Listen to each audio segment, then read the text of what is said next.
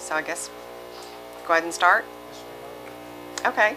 Well, we have the superintendent joining us, and I thought he would benefit from us introducing ourselves. Now, he's met me a few minutes ago, but, well, Jeff and I have talked by phone, and David and I have known each other for a while, but just for the benefit of everyone else, I'm Louisa Meyer. This is my 20th year being involved in DISD, first as a parent, and now as a community member. My children are, one's in college and one's been out for 3 years.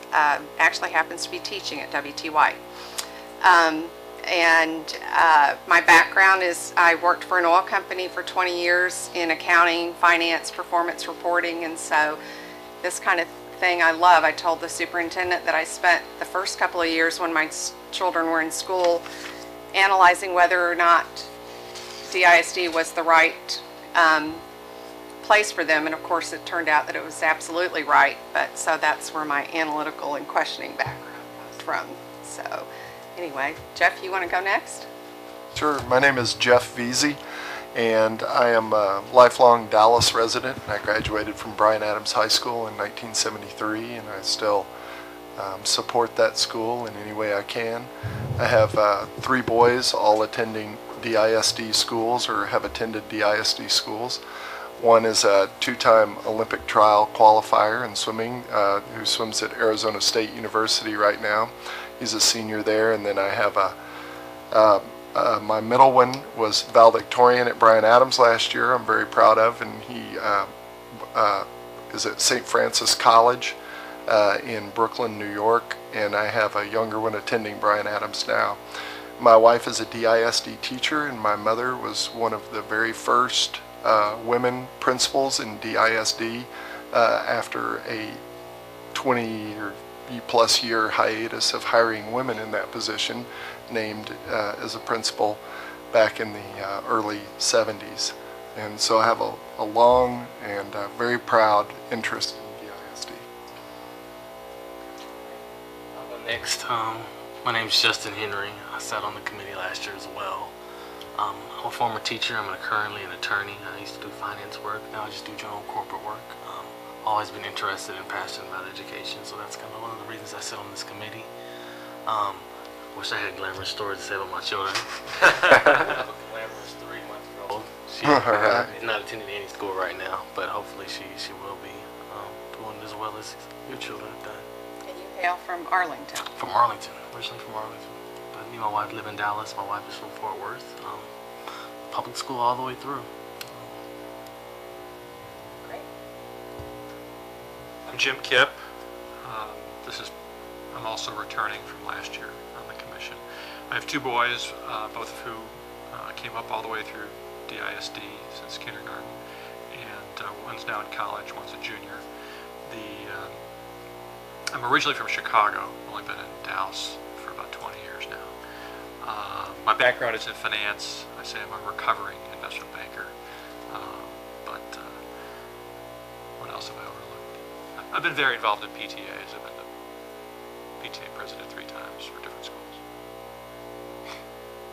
I'm David Look. I originally was from Fort Worth, moved up here after college at University of Texas. I've had 3 children go through DISD. The last one graduated last year and is now attending Ole Miss. My other 2, one middle child just graduated Washington and Lee, and he's now employed UHOOT down at in Houston for a company called Tenaris. They make the drill pipe for a lot of the oil wells all around the world. And my oldest daughter used to work for the Patriots, and she just moved back down here and is now working for Richards Group. And I've been involved with DISD since they were in kindergarten, starting, let's just say, about 18 years ago. Oh, Debbie, you get to introduce yourself. That's all right. Today.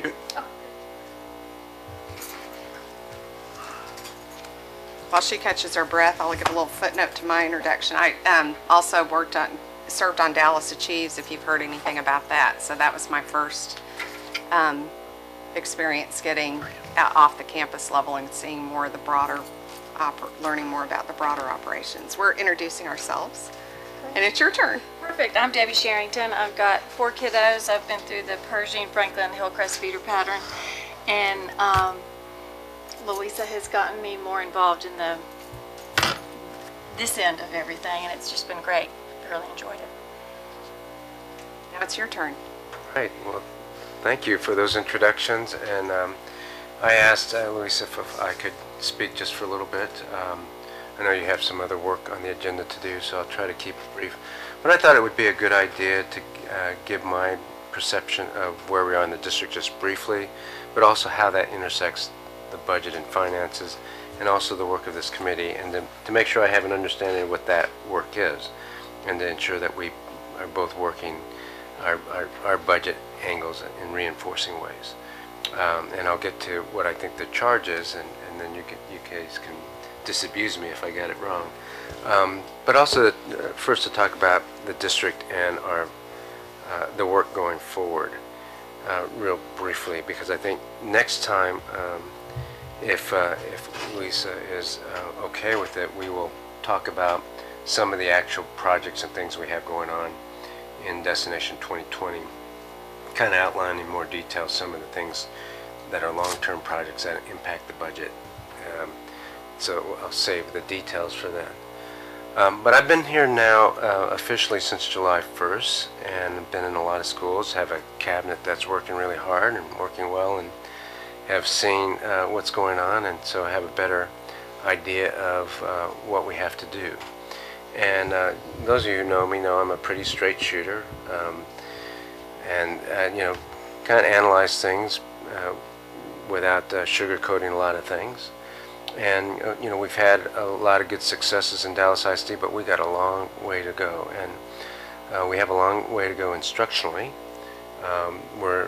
We're behind. We have an achievement gap, and though our graduation rate has gone up, our college ready rate is flat and is somewhere around 9%. So we have that to do, but we also have, and this is I've seen over the last 3 months, we have a lot of systems problems, systemic areas that need addressing. And I will be briefing the Board of Education on Thursday on 32 system problems that we have, just to show the extent of it. And I think as a committee, you'll want more information about that, and we'll do that next time also, because I don't feel at liberty to do a lot of it right now since the board hasn't been briefed yet, and that's going to happen on Thursday. But the next time, they do have budget implications, because when you have system issues, you have inefficiencies, but also some things require resources and money to fix. So I'll be talking about that with this group, but let me just give you an idea of what I'm talking about, and so you get a preview of what's happening at the board meeting. What do I mean by system issues that need addressing? Probably one of the 32 areas is human capital management and how we recruit people. Again, I'll be very careful, not trying to diss anybody or anything that's come before me and before this team. And usually it's not anybody's fault, it's a systems problem. I don't think it's anyone's surprise either. Okay, good. Well, that's good. But, you know, and I mean that, you know, sometimes when you have hardworking people who want to do things, they try to get something done. So you have a SPED director comes in and they want to fix this, so they implement something pretty quickly, or and they address it with, you know, a sense of urgency. But then you have a curriculum person that comes in and they want to fix this, and then you have a trustee that sees a problem over here, so they get somebody to fix this. And the next thing you know, you have a systems problem, or systems or programs that aren't talking to each other, you know, in a technical sense. So you could have very hardworking, well-meaning people and still have system problems, and that's what we're finding all over in Dallas ISD. So to give you a couple examples of what I'm talking about, in the human capital management sense, right now, if you were a principal and you wanted to hire for an opening, let's say in November, a 7th grade math teacher position comes open, you would have to, as principals did in the spring, go to a database that has a whole bunch of applications on there. and you would sift through these applications to try to find a bunch of people to call and interview and set up interviews. You would have to do that as a principal. Some of those people that you call will no longer be interested, so you will have wasted your time. Some, if you call, will not pass eventually a background check or not certified. They may have a bachelor's degree, but they don't have the requisite number of certifications in math or something like that. So you're going to waste a lot of time that, but in the end of the day, you're going to hire somebody, then they have to go through it, or you're going to interview people, you're going to have your choices, then you're going to do a background check, then you're going to do fingerprinting, and all that will happen, and it will be weeks, could be weeks before you hire somebody. Now, in November, that may not be as big a problem, but in the spring, that's a huge problem when you're trying to hire 1,000 teachers in a system, and that sort of inefficiency exists. We can't do that anymore. We have to be more streamlined, more effective, and we have to do this. We have to have a human capital management system that does the screening, does performance interviews, asks the right questions, culls the interview, the resumes and interviews, does the background check and everything, and then when a 7th grade math position comes open, we give that principal 4 or 5 really strong candidates. They interviewed 3 of them, they hire 1, and on the spot, we give them a job. That's much more efficient and effective. We don't have that. A couple other examples. I think everybody here, well, maybe you know, we have some problems with our technology systems. So we have technology systems in payroll and finance that aren't well integrated with human capital management, which aren't well integrated with teaching and learning and student data, achievement data, and all of that. So the more different systems you have and the more customized those systems have to be, the longer term problems it causes with regard to integrating and working in a systemic way. Those are just a couple of examples of what I'm talking about when I say system problems. And you know, we've identified 32 right now, but we'll have to be, you know, we'll be addressing those. I'll give you a stronger briefing next time because those have budget implications, all those system problems. The other thing I would say by way of preamble, and I'll get to what I think our budgeting process should look like, is that we have to shift the paradigm in the district from one that's focused on finance and budget to one that's focused on instruction. What do I mean by that? First, let me say, I think I'm pretty well aware of the history of Dallas by now, of some of the problems that happened in 2008. Everybody who's been in Dallas is probably aware that there was a problem created, and there was a $50 to $60 million shortfall based on overages in positions. And then in the intervening years, because of the state finances, the district was cut about $100 million. So you're looking at $150 or so million loss, so to speak, to the district that needed to be shored up. When you have a fund balance of $35 million, which is what it was in 2008, that's pretty low for a district our size. That's scary to finance people and anybody who's interested in the fiscal health of the district. So I think there was an appropriate response, which was, let's get the district fiscally sound and healthy. Let's grow the fund balance so that we're not in this predicament again, and we can free up our budget then to actually do the work of the schools. And until then, we're going to have to really do some belt tightening and things like that. And I think that was done. But I think you have to remember that when you increase the fund balance that quickly, and whenever you increase the fund balance in scarce resource years, other things are not getting paid for. Other things are not being addressed. Things that cost money or time and energy may not receive the same amount of attention and detail. And I think that's part of the reason why you have some of these system problems that have been around for a while, still around, because we didn't address them probably as much as we should have, partly because we properly paid attention to budget and finance, but that came at a price, and part of that price is in instructional quality.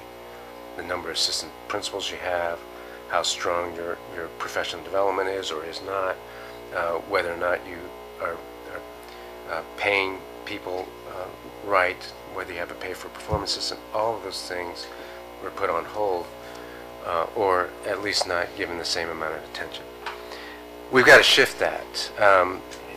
And so here's the way, in my mind, the paradigm shifts, especially as it relates to the Budget Review Committee. Number one, I believe budget and money should follow your key actions, not the other way around. The budget cannot be developed independently of your action plans. In other words, you money where your actions are. Prioritize your actions, even in scarce resource years. That's what you do.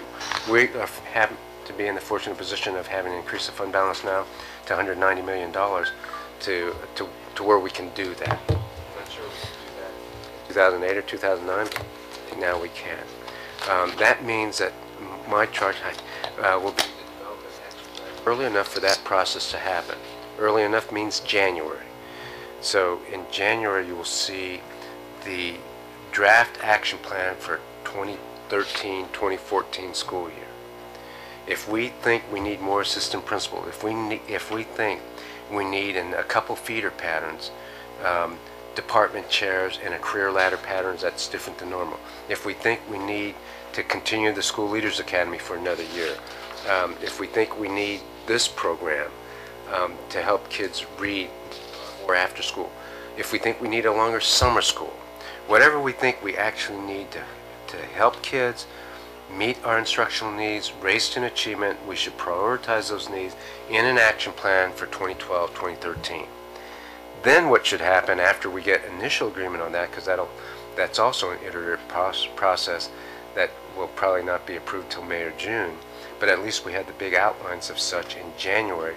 Then we start the budgeting process with that in mind, so that we're not scrambling to fund things that we think are a priority.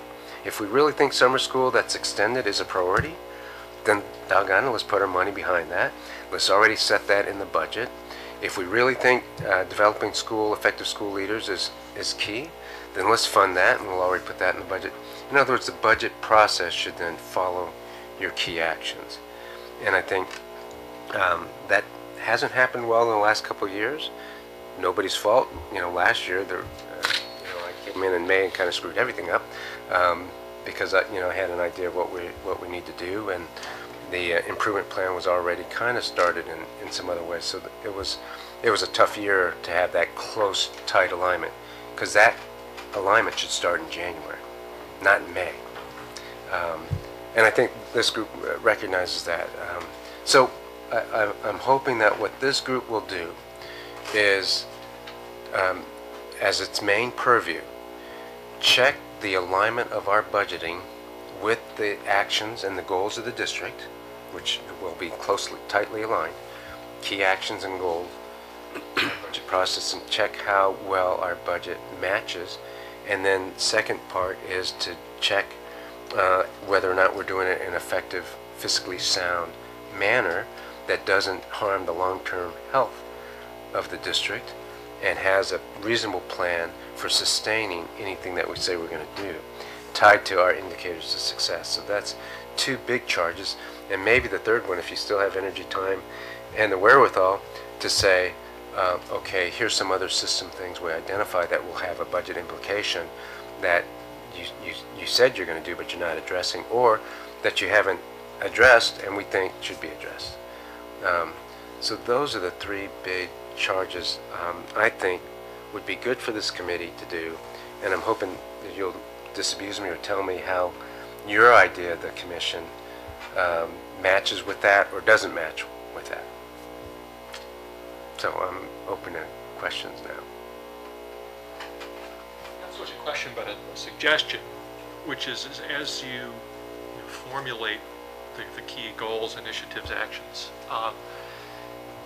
since we are dealing with a relatively set amount of money to deal with, barring changes in taxes or something like that, what do you plan to de-emphasize?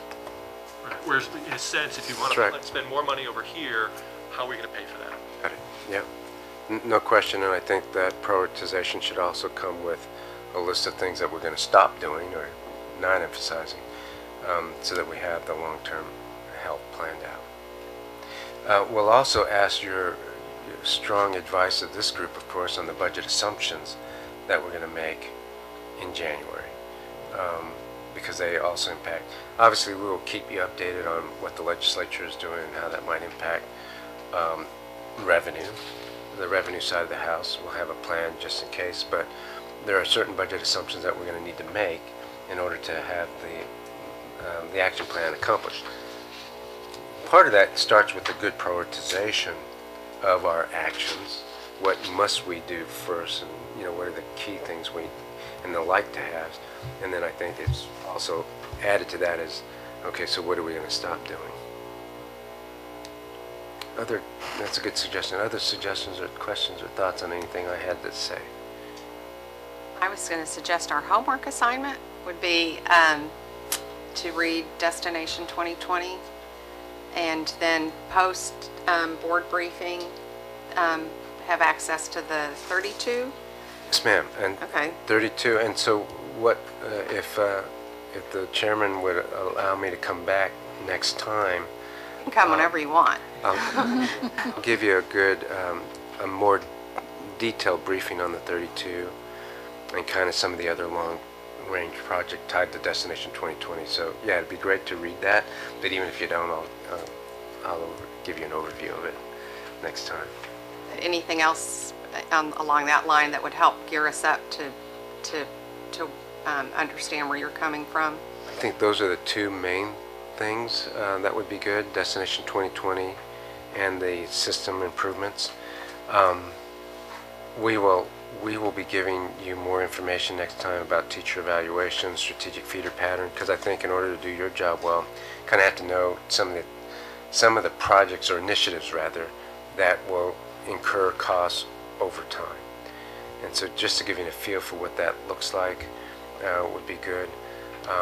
Talking to Lisa, we talked earlier about another thing we need to do for you, and I think this happens every year, is to give you a real detailed briefing on our finances and what we see coming up in 2013, 2014 as far as revenue projections and the state of the fund balance and that kind of thing.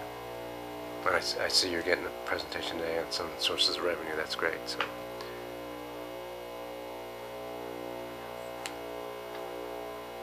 Would you like a little we'd like to meet Yeah, Jeff. I'd Absolutely. like to know- Thank you. Thank you for coming out tonight out of your busy schedule, and we really look forward to all the hard work that you're going to be putting in the district, and we're here to help you. My name is Jesse Moreno.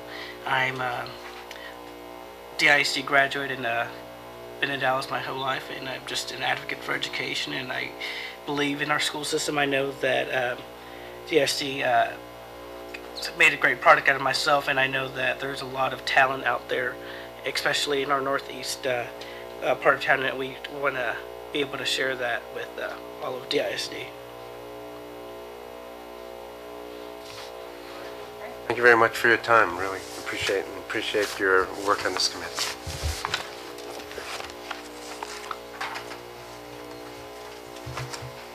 Ready? Yes. And if you'd introduce yourself to our new folks. I'm Jim Terry. I go by the budget guy. I spent 20 plus years in Northeast ISD. We consider ourselves a large district at 70,000 kids. Tiny compared to Dallas, I guess. I grew up in that district in the sense that when I became the finance person, we had approximately 30,000 kids. So by the time I left, we had doubled and doubled the schools. And anyway, I was offered to come up here and see what the better half lives, so I did. I'm here. I've been here about a year and a half. I've really enjoyed it. I think we've made some real good progress in terms of our processes that we do up in budget and in terms of control reports. Good afternoon. I know this isn't Kenneth Walker, so I want Much more attractive. We had brief introductions. We'll tell you about ourselves after the meeting, but could you tell us about yourself? My name is Lucy Livingston, and I have retired from the Dallas School District in 1999. And basically, that's it. I was an administrator. Great. When I retired. All right. Okay, in any case, we were asked to present quite a long list of issues that Louisa, may I call you Louisa Meyer? Absolutely. Sent to us. So we set out a schedule, and one of the issues was Finance 101, which I'm now going to present Finance 101 and call it the source of revenues. And I'll go through this. If you have any questions, stop, ask. If I speak a language that you're not familiar with, I'm going to pass on this funny little ditty here and go straight to the sources of revenue. School districts essentially get revenue from three sources: local revenue, federal revenue, and state revenue. They're all different buckets.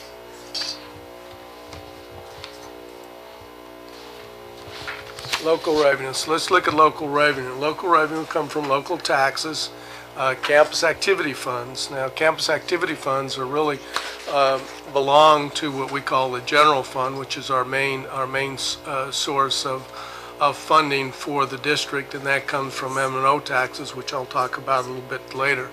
There are also out at the campus what are called campus student activity funds, and it's important that you characterize the difference between campus activity funds, which belong to the general fund and should be spent according to the legal processes and policies in place, and then student activity funds, we're just an agent for money collected by students, and we help kind of administer those. You're saying that those are two distinct things, campus Yes. and student? Campus activity funds and student activity Oh, funds. would be like the Class fund. in the choir budget. So the choir Right. budget goes into campus activity No, fund? no, Oh. student activity funds.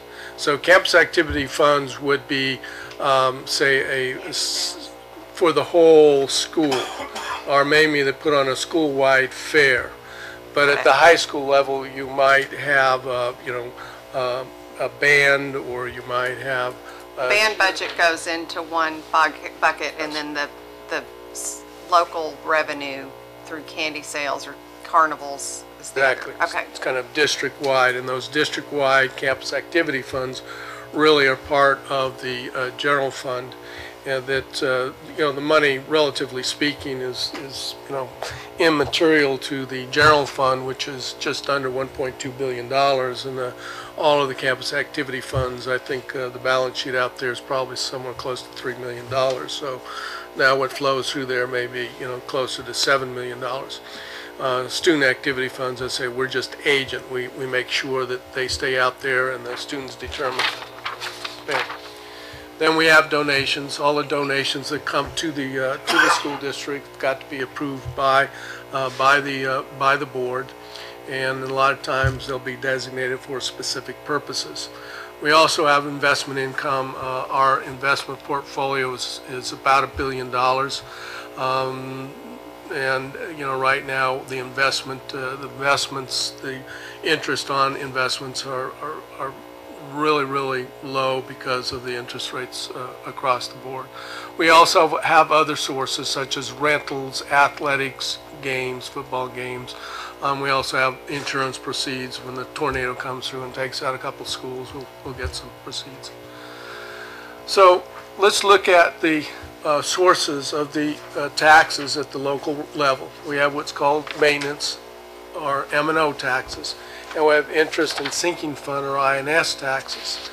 To fund the day-to-day operations of the school is that M&O, and our M&O tax is at $1.04. We'll talk a little bit more about that $1.04 and what makes up that $1.04. And the way that money comes to us, it's on a per $100 of evaluation. So for those of you who may own homes, what happens is you would go and if you had a $100,000 home, you would divide that by 100.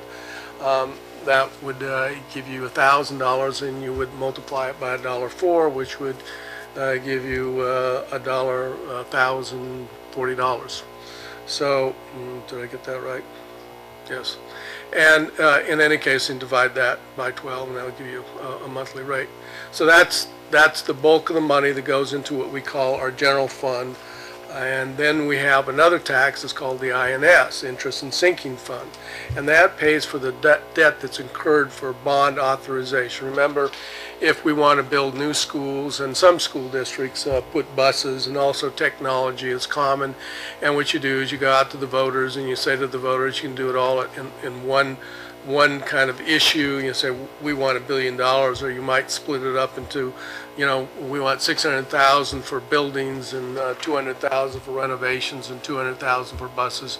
When it's authorized, and that's called the bond authorization, when that is authorized, then it is then kind of a signal to the district that they can go out and they can sell bonds, and they can do it either in series, meaning in different kind of segments at different times, or they can sell it all at once. And you then get a debt structure, kind of like your mortgage. Your mortgage is kind of amortized over 30 years.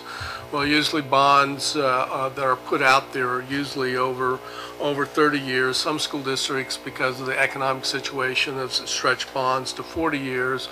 And IT, you may only do IT for, say, 5 years, the buses for 10 years, and you structure your debt, and then you use the INS tax, which at this time is 25 cents, a little over 25 cents. And again, it's per $100 valuation. So you put those two together, you're at $1.29, which is what you would tax your house on.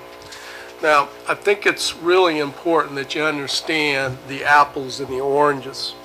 The apples are what I call M&O taxes, and that funds the daily operations, $1.04, and then you have the oranges, or the INS taxes, which pay the debt that's incurred for renovations and new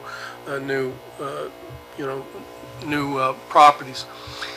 You can't mix them. They're apples and oranges. You can't put them together because, when we sometimes go out to the general public, they say, well, why don't you move some of that taxes over to your M&O so you don't have to consolidate schools or to give raises, and you can't do that. The M&O has to stay as an M&O. It's passed by the board as an M&O tax, as a separate, and then you have your INS and never will the two mix.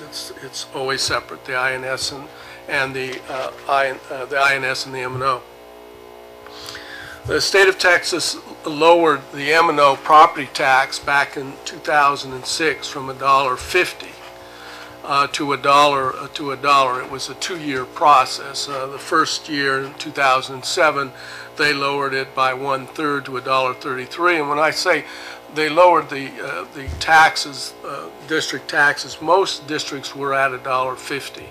And what that did is, because most districts were at that rate, it took away the kind of discretion of the districts to set tax rates, and they went to court called the Orange Cove. And the districts kind of won the case, or won the battle, but lost the war, because the district then passed House Bill 1 in 2006, and followed that in 2001 with HB 3646. But it forced the tax rate down to $1, and the state calls it the compressed tax rate. That dollar is called the compressed tax rate, and that's going to be important for you to know as we talk a little bit further about state funding. Now, with the law that came into effect, it says local districts have the discretion to increase the tax rate to a maximum of $1.17. Okay. However, those 17 cents we're going to break apart into pennies in a minute here. The local community must vote to raise the M&O tax rate above $1.04. So what the legislature said, it said, look, if you want to add as a board, an additional 4 cents onto your tax rate, you can do it without any kind of vote. And most school districts have done that. They've raised it to $1.04. Now let's look at those 17 cents. So what we what the state calls it is they call it the enrichment tax. That's penny 1 through 4, meaning an M&O tax rate of $1 through $4. Then you get into a dollar, $1.05 and $1.06 are the next 2 pennies. And in order to get those pennies, okay, you've got to go to the folks and you've got to do what's called the TRE, tax ratification election.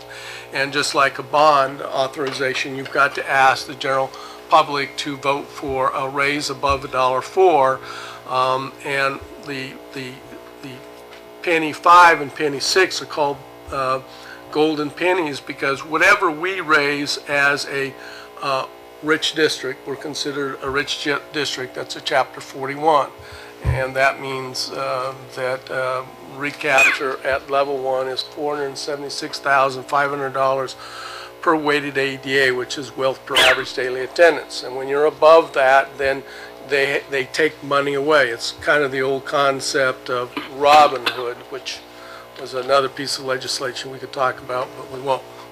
I don't want to confuse you all. I always thought a rich district was defined by its property wealth, but did I miss? It is. Okay. Yeah, so it's the wealth of the district, okay, and so it's the wealth of the district. And you divide that by weighted average daily attendance, and that gives you that 476,500.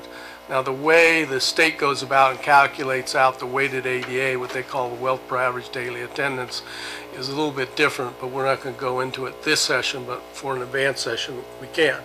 And you're probably thinking of the WADA, weighted average daily attendance, which is, you've got certain kinds of students, like special ed students get a certain kind of weight, and career and technology get a certain kind of weight, and others get a certain kind of weight, and they do, and we do get that funding based on the weight, and we'll talk about that a little bit. Okay, you go ahead.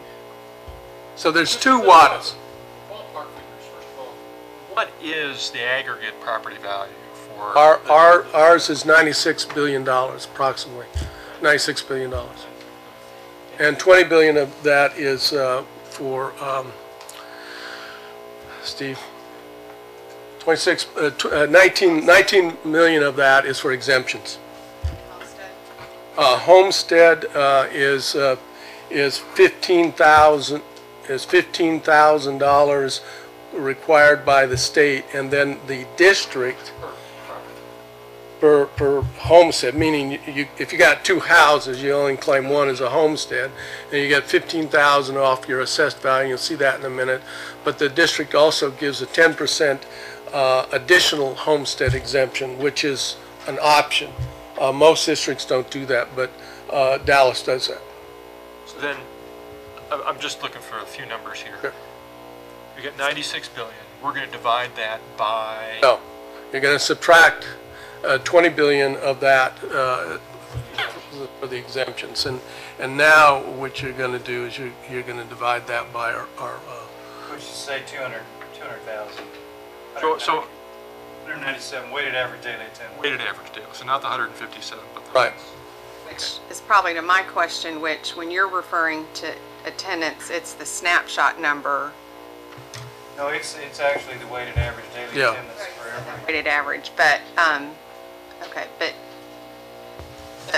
it's another reason why you want more students in class for more days. Exactly right. The more days we have, the more credit we get. So less wealthy we are.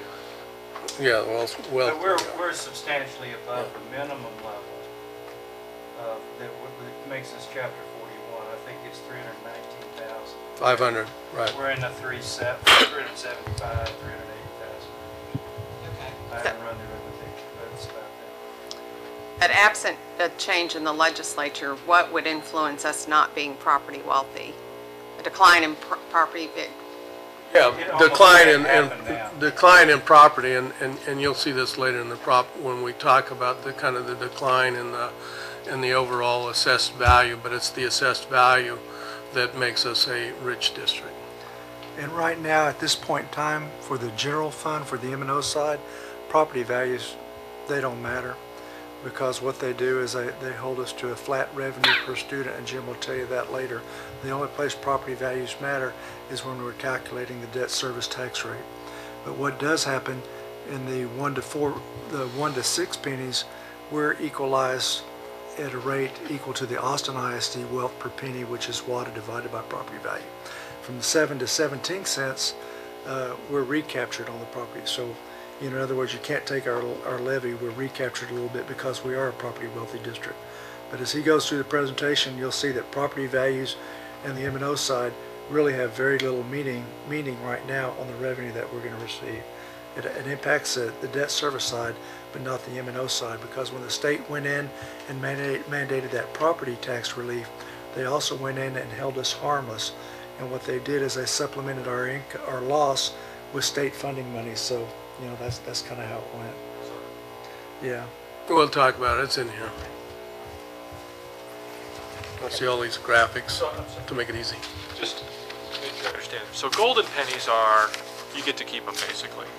Yes. Basically, you get to keep the money that you raise, right? Complicated, but essentially, if Dallas were to raise it by a penny or two, those dollars would We were to without raise revenues. we were to raise the next 2 pennies from $1.04 to $1.06. We would generate about $7.2 million for each penny. And we would generate more than that because the state will equalize. They will kick in to get us to the Austin wealth level per penny. And then what happens from 7 to 17 cents, because we're wealthy, they'll take away some of our levy and send that to somebody else. So in round terms, for 1 penny, above from the 7 to 17, if we raised it a penny, how much would come to our revenue? I've got a schedule, and I'll give it to you penny by penny. That shows you what happens. So glad you understand. 5 and 6 is it actually generates more than our tax levy because they equalize us to the Austin wealth levy. Now I know you call And them from gold. 7 to 17, it's less than what our taxpayers pay because they're taking recapture out of it. And now you see why we call it golden pennies and copper pennies. Okay. This is the impact on the homestead with an exemption, with exemptions and the monthly increase. So you have a home value of $100,000, $200,000 less the homestead, which is the $15,000 plus the 10%. You got your taxable value. You increase per penny divided by 100 times, and so this just kind of gives you the idea of what we go through in terms of the overall generating the local revenue to determine how much local revenues. 65-year-old people that are 65 years old or older, no tax increase with exemption filed for over 65. So what that means is that if you're 65, you go in and you make a declaration to the collector, and they freeze the value of your home.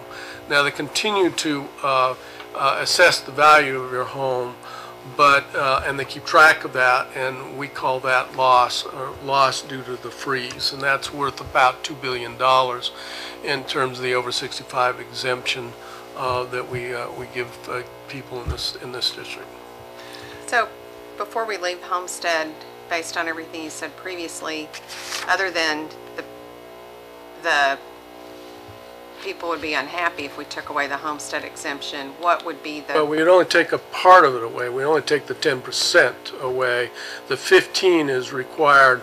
See, it says here the state requires 15,000. So if you look at the 100,000 and then the homestead exemptions here is 25,000. Well, of that 25,000, 15 is required by state. We can't take away that. But that additional 10%, which most districts don't give, you can go up to 20%. So that's the other $10,000 in that 25,000. But if we, okay, if we were to do away with the 10%, what would the impact be in 20 terms? million 20 million 20 million in DISD revenues. is the revenue. and it wouldn't be subject to recapture? So it'd be free Those are all and clear, golden so to pennies. speak? Yeah, those are all, they're really not either. They're just pennies that we get to keep 100% of. You'd give them away, Yes, so, sir. okay. It's not an adjustment in the rate, it's an adjustment in the tax base. And the tax rate, if you went to $1.05, we would get about 11.9 million more. $1.06 is 11.9 million more. $1.07 to $1.17, it's about 6.3 million. I'm going through those one more time. If we eliminated the 10%, Right now, I'm kind of Okay. going back to the other question. oh, okay, So if I increase taxes from $1.04 to $1.05, I would get 11.9 million. If I went to $1.06, I'd get 11.9 million because they equalize it to the Austin wealth level. Then from $1.07 to $1.17, we pay recapture, so we get about we net 6.3 million for each penny thereafter. So the total amount you could generate if you went to the maximum tax rate is 93 million under current law. And then if we eliminated the optional homestead exemption and just went with what the state required, we'd pick up another 20 million.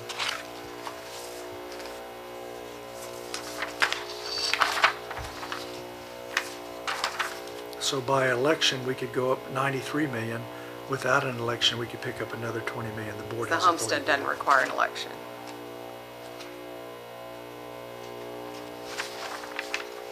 Thank you. Go ahead. For the state, all right, let's get a little bit into the state. I kind of like it to a bucket. At the so if we look at this bucket has got this yellow goo in it, and the yellow goo is kind of oil-based, and below it, that red line is the local M&O tax, which is really water. So that oil on top, kind of floats on top of that water. And the top of the bucket of the district is what's called the target revenue. So our district has a target revenue, and that target revenue is based on 2005, 2006, and 2000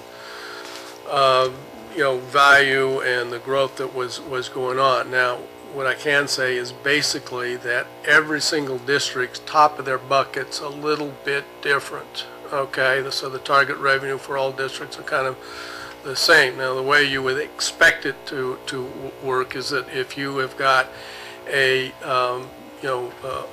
poorer district, the target revenue would be more. But when I do a graph and I graph all of those out and do statistics on it, there is no correlation between a person's wealth or a district's wealth and their targeted revenue, which is at the top. And this over spillage I call it recapture for Chapter 41 districts. So if you're making more than your wealth, your targeted wealth per average daily attendant, then the state's going to recapture. Now, the way that it was supposed to work and the intent that when this law was passed in 2006 was this, is that if the local M&O tax or the local revenue was to go up, remember it's water, you put more water into that bucket, it's going to rise and the oil that sits on top of it's going to spill over in the bucket. Right, so it gets recaptured and the state gets more money because the recapture goes to the state and sends it out to all of the districts. Well, remember what was happening in 06 and 07 was that assessed property values were on its way to the moon or wherever it was going to go, and that was the way it was supposed to work. But what happened was that real estate took a plunge, and when the real estate took a plunge, all of a sudden the water got a lot less.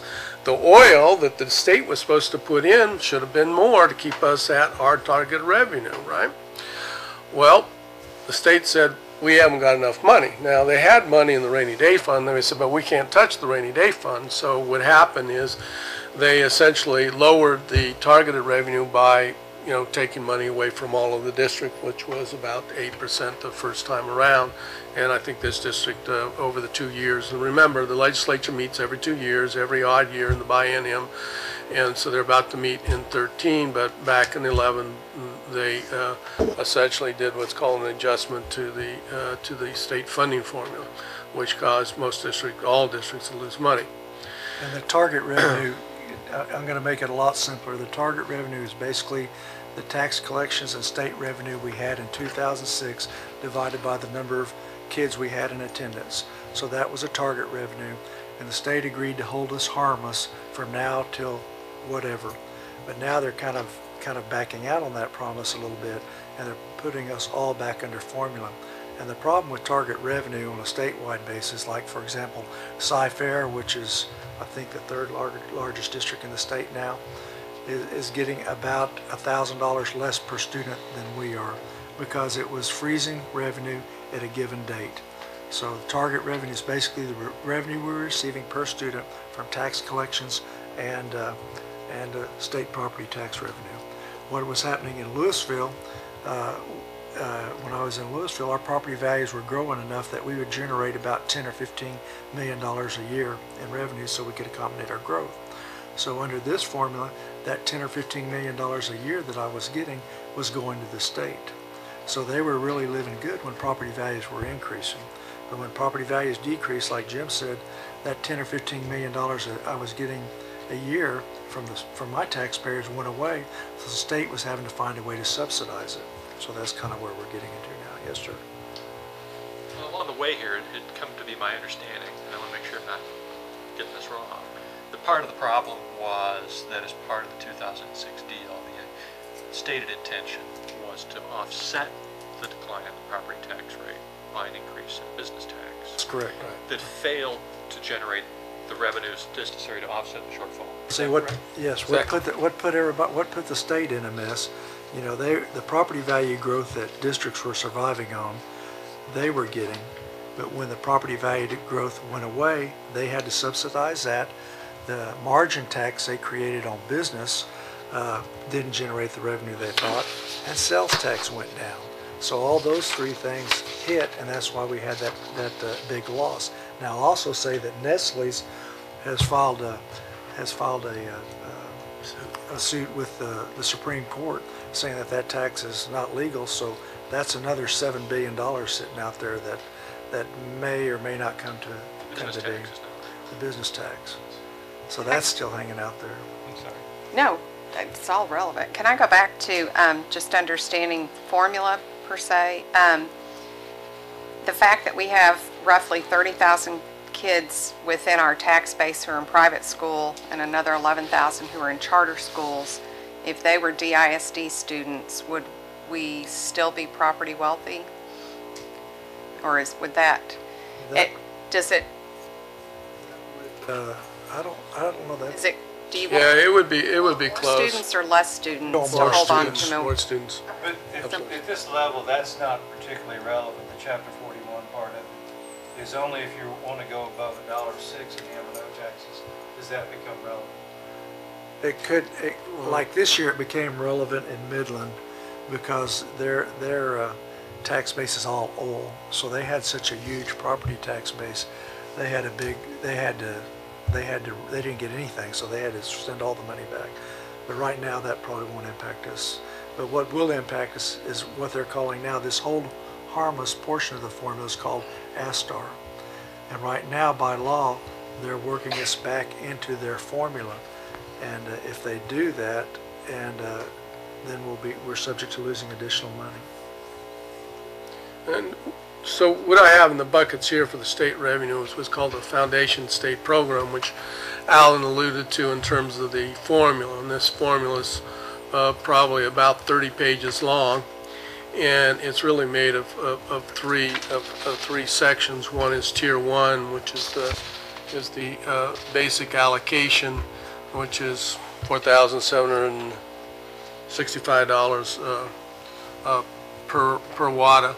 And then you've got Tier 2, which is the guaranteed yield, and essentially what that does, it's a part of the formula that says that everybody tax effort is going to be made equivalent, and that's Tier 2. And then ASTAR, additional state aid for tax reduction, is what Alan talked about, is that the state is giving kind of as a hold harmless based on where we were in 05, 06, and 06, 07, what we would have made, and you'll see that in a second. They also have what's called the Available School Fund, which is way back when the state first came to become a state. They put, I think, $2 million away, which has grown to about 25 billion, and it's kind of an endowment, and it's worth something under $300 per ADA to us. And then we have facilities, which is what they do to make facilities across with existing debt allotment and instructional facility allotment, IFA. And that was given, the EDA was given to, depending on your wealth, as to how much money you're going to get when with the existing debt and the debt that you're paying off. The IFA is instructional facility allotment. If you build a new school, you get, I think the first year you get $250 per student. You also get that amount the second year for additional students on top of the first year. And then again, we talk a little bit about the spillage, which is that Chapter 41. And I call additional state aid for reduction, these kind of rags where the state there is sopping up all that extra money that's coming over the top of the bucket. Now, ASTAR, additional state aid for tax reduction, was based on 3 scenarios, and this was with the district's revenue would have been prior to 05-06 under House Bill, prior to House Bill 1, that's when we were at $1.50, or whether it was what our aid would have been, our total revenue would have been to 06-07 prior to House Bill 1, or there's what's called an effective tax rate, and with our state, with our revenue would have been based on the effective tax rate in 06-07. So whichever one is to our benefit the best, that's how much money we get in this ASTAR, or this hold harmless, meaning that as a Chapter 41, they won't take the money away. The basic allotment, $4,765. The CE is the cost of education index, which is you multiply that times the 4,765, and that's the basic adjustment allotment, which is 5,306. And then here are the equalized wealth levels. Whoops. I see I've already put you to sleep, and you guys are trying to turn this off, right? Okay, and then recapture, and then we talked about the wealth per ADA. And essentially, and then Alan went over with you, is essentially if we were to tax more as a Chapter 41 and go to $1.06, and if we were to collect $140, 95 would go to the state and 45 would come to us. And this here is then talk about the state recapturing, which would be, remember I told you the compressed rate. Well, you can send money back even in your first dollar. If they will recapture if you're earning more than $47.65 per penny per watt, per weighted average daily attendance. And between $1.01 and $1.06, districts, we get to keep. And because all of the poor district right now, the Austin average is $59.97, and because that's met across the whole state, they won't take any money away. They in fact will make sure that everybody, and Alan talked about this, that this is where they're going to enhance those pennies, actually the pennies which would be 5 and 6 to that $59.97. And then when you get to $1.07 to $1.17, we can only keep $31.95 per penny per weighted average daily attendance. Anything over that goes back to the state. I have 2 questions.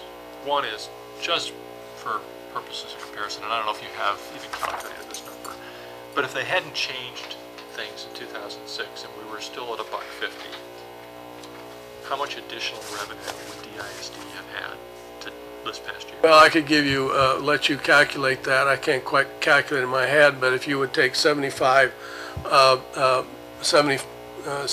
billion and divide it by 100, multiply it by $1.50, that would tell you how much we would get on the We wouldn't have had the ASTAR though.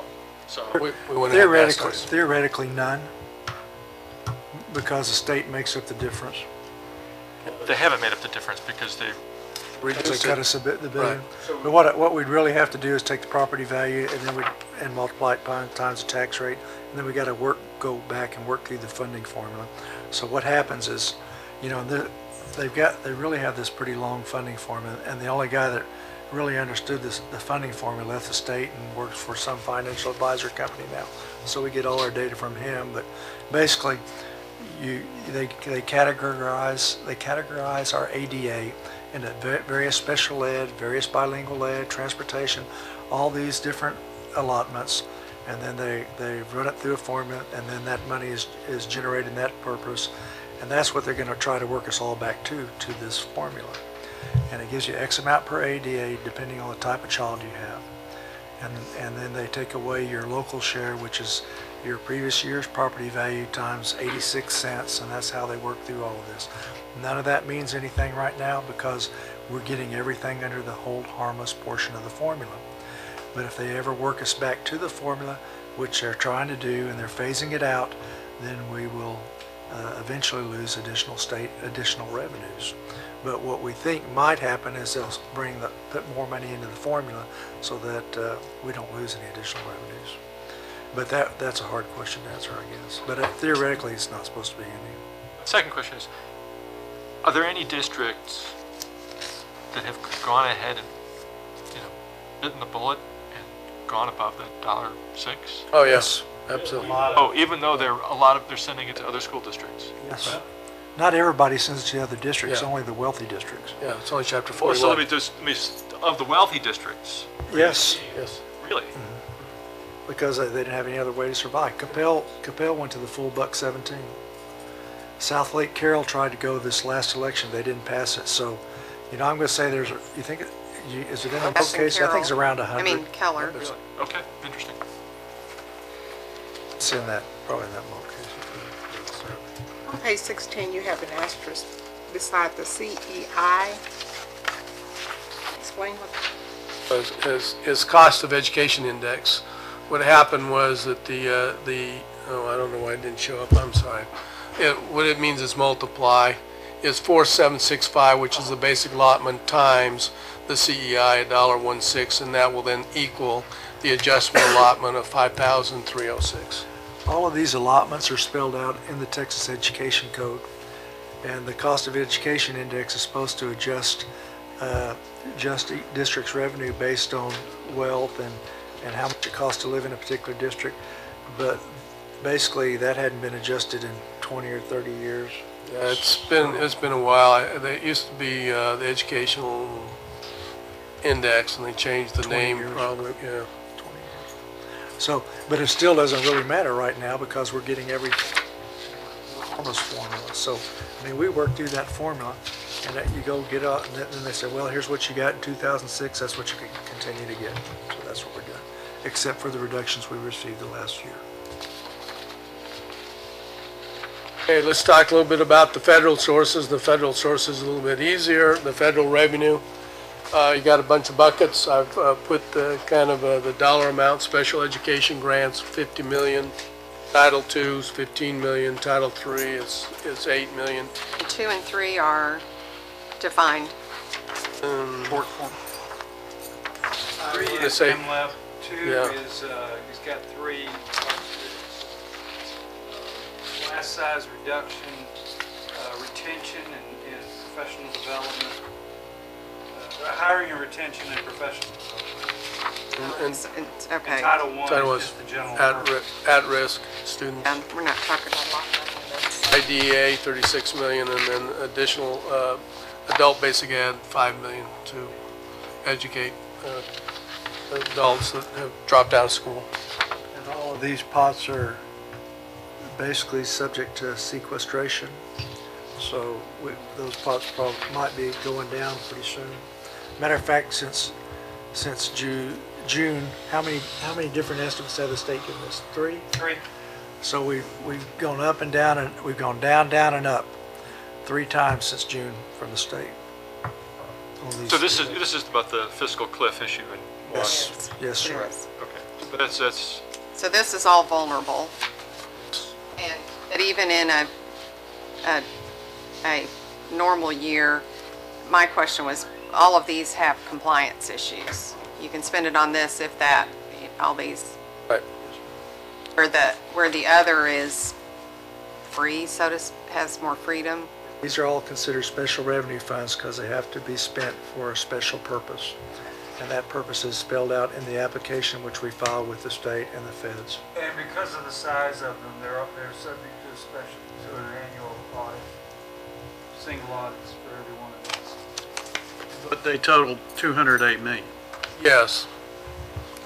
Probably a little bit more than that, about 200, but I didn't include all of them, but it's about 250 million versus our general operating budget, which is 1.2 billion, so, still a lot of money, but relatively speaking. Also, the other one, the biggest one, besides Title I, is food service, which is funded by the Department of Agriculture. It's about 8. It's not on here, food No. service? Is that subject to sequestration? Yes.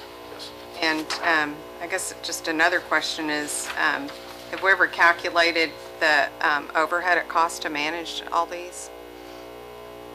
They do allow for us to take money from the funds themselves to do administration. So Got it. it's really, the administration portion is But to should your be point, paid. it's difficult because of the fluctuations and the rules and the regulations. It's difficult to really integrate this into the full educational process. We've been trying for a number of years to fit it in, but the rules, it's got to be supplemental, and it's kind of sometimes an afterthought. You've got a lot more documentation and principles, or sometimes would rather not mess with it. They just let So many strings attached. Sorry, you can't. So, So if sequestration, I'm That not word. making predictions happen, but if sequestration were to happen, what is the latest estimate of the impact of that? I've been seeing 8 to 10%. Is that where you've been at? 8 to 10%? I mean, that's across the board with every federal program, which they're obviously not going to, that's obviously not going to happen. So what could happen is it could be higher in some. I mean, for instance, the finances, it's hard to imagine that they're going to shut down Fort Hood. So, it's way up. Okay, then the last slide here is resources, where you can read everything you ever wanted to know about finance. Tax Education Agency links got a book, actually I think it's called Finance 101. I think it's only about 60 pages. Then there's Omar's model link if you want to go out there to actually see the 30-page model in Excel. And then the Dallas link, actually you should drop off all that. If you just go to dallas.org, you'll find our budget out there and other relevant to the committee. So Omar Garcia is his name, and he back in about 1986 wrote the original state funding model when he was part of TEA on actually it wasn't Excel, it was Lotus. And for many years, everybody just called it Omar's model, and he left the state to go become an investment banker about, I don't know, 3 or 4 years ago, and he's kept up the model. So I know TEA is working on their own kind of version. do we spend all of this, or does some get unspent, is unspent because it's Some of it's rolled complex? over, Right. is rolled over into the future years. Okay. So it's not a use it or lose it, you can roll it Well, over? some of it is use it or lose it, and a lot of it is rollover. Rollovers are generally limited to 15% without getting permission. I mean, it gets to be fairly complex. But the problem is we have a rollover nearly every year in all these funds. They just do not get spent effectively because of the strings attached. It's hard to spend. We're talking federal funds? Yes. Sir. Okay. But basically, for the general fund, for operating purposes, we get basically our hold harmless revenue per student, and that's what we get. And the only way we can generate additional money at this point in time is we can take the homestead exemption away, pick up 20 million, or we can go out for a tax ratification election and pick up that monies. Now, what we did do this year is we had some, in the debt service, we had some BABS rebate money, which was going in the debt service fund, and we did shift that into the M&O fund, which gave us an extra $20 million for this year. So when you're looking at, assuming everything is flat next year, you know, we have a balanced budget this year, and then we start out next year with another balanced budget. We do have that $20 million extra in revenue that will give us some leeway on what we can do next year. So we feel like next year we got that $20 million whole card, plus we got the $20 million in the homestead exemption. Well, I thought we'd go, I don't think you really want us to go through this slippery slope of school finance, but what this is this, I think if y'all take some time and look at it, but basically this is a presentation that Moak and Casey have done, and they're kind of the financial experts in the state of Texas, and kind of gives you an overview of what they think is going to happen. But basically what they're saying is you know, property values statewide increased, so that's going to help the state. Sales tax is going up, and franchise tax, the margin tax is going up. So they believe there's a better revenue source out there for the next year for the state to deal with. They also, on the flip side of that, they've got 5 lawsuits filed on the constitutionality of the funding, and they also have that Supreme Court ruling they're waiting on right now for the margins tax. So in general, kind of gives you an overview of what he's saying in there. And also there is some concern about the makeup of the House and the Senate, you know, because it's becoming more Tea Party, and a lot less, they're a lot less likely to fund education. And Jim and I talked about this, you know, when we've been growing up in the system, you know, 30 or so years in the system, the state's answer to funding was always throw more money at it. And now with the more conservative approach, that may not be there, but it might. But right now the picture is a lot better than they were painting a few months ago. Sales tax up, property values up, margin tax up. So that means they get a lot more money in the rainy day fund, and they're sitting a lot better. So hopefully they'll take that money. Some of the concerns we have with education, and that presentation gives you, you know, a lot more details than I went through. Did I skip anything? Yeah, no, I think it's good. The only thing I would add is I just got word that Dan Patrick was been assigned as the chairman of the Senate Education Committee. So if you all know him, tell him to give us more money. The other side on the expense side is that they did not fund about $5 billion worth of Medicaid in the last budget.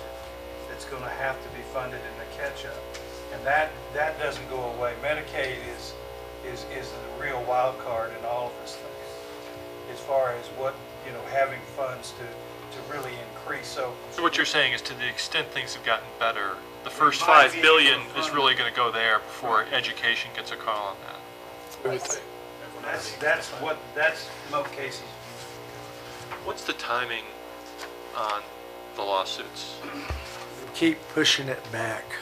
So, you know, I don't know where we're at. It's supposed to be done before the legislative session in January is what they think, and No, I don't heard after.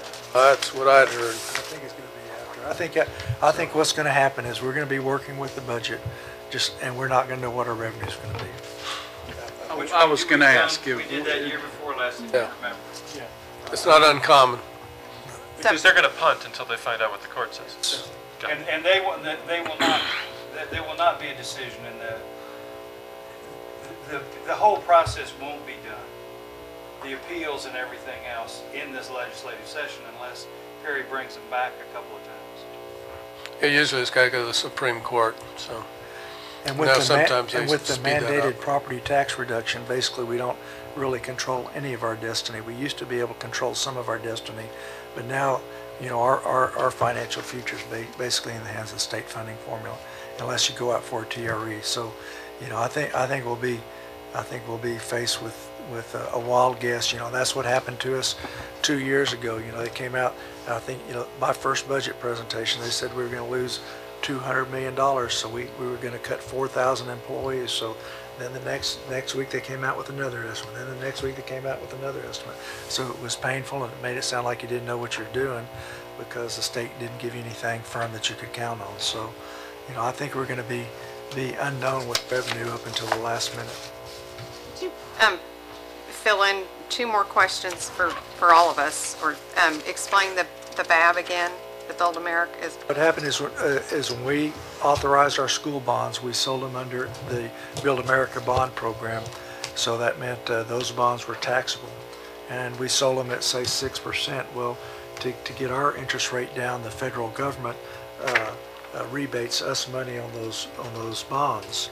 So we have the flexibility to deposit that money into the debt service fund to lower the debt service payment, or to deposit in the general fund, and we opted to put it in the general fund. Now, I might also point out that the BABs are also subject to the sequestration, so they could also be reduced. But the way we built this year's budget is, we built a balanced budget, and then we rolled that $20 million into it, so we in essence had a surplus budget. And then we opted to give the teachers a one-time payment on a certain date, which will come out of that that rollover we had in there in essence. But so next year we'll start out basically with a balanced budget, but we have that $20 million in revenue more or less to help us get after it. And the board has already expressed an interest to I think they voted on it. I don't know if they passed a resolution or just voted on it, that they want us to consider a 2% raise for all our employees. So those are all things we'll be getting into a little later. And how close are you to meeting our objective on fund balance? Our fund balance is met as far as Destination 2020 is concerned. Right now we haven't got the audit report, but we're sitting at $189 million unreserved. We increased our fund balance about $60 million, and part of it was a $10 million budget surplus we adopted to start with. And then during the year last year, we implemented a hiring freeze because you can't hire quality people in the middle of the year. So we implemented hiring freeze, so we kept our vacancies in the 500 to 600 range. So that picked up another $30 million. So there's $40 million of it, and then people left. That's about a 5 to 6% difference in our total budget. So I was looking at another budget, and actually I went back and looked 4 years, and their best budget projection was between 6 and 10%. So we need to get closer. But this year's budget, we intentionally did it because when you're running 500 to 600 vacancies, $30 million bucks, and you're not going to hire those positions in the middle of the year and get the quality of people that we need. So that's what we did. $10 million was adopted surplus, $30 million from the 5 to 600 vacancies, and then they left about $20 million hang on the vine. So to the extent we get more money, we can start to focus on the priorities the superintendent spoke about and not have the angst of continuing. Absolutely.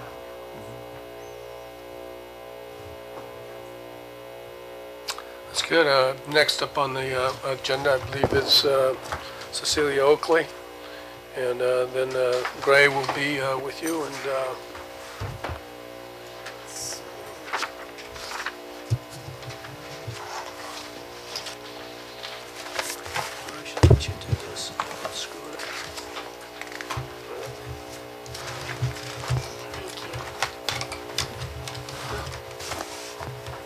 This is a presentation that we did for the board last month, and so Dr. Smith goes sitting behind there. She's available with any questions. She's here. And before I start, I wanted to give you a little bit of an update as where we are with the state as far as new tests this year. So we've gone from TOS to TAKS, and now we're TAKS to STAR. And so I'm going to be providing some of the data that we have, but also dealing with the first year problem of implementation of the STAR. And what I mean by that is that, for example, in grades 3 through 8, we do not have performance standards yet. And so we don't have percent passing, we don't have that for grades 3 through 8. So I'm going to show a comparison with the average raw score and how we compare it to the state. I'm going to have several comparisons. We will get those scale scores.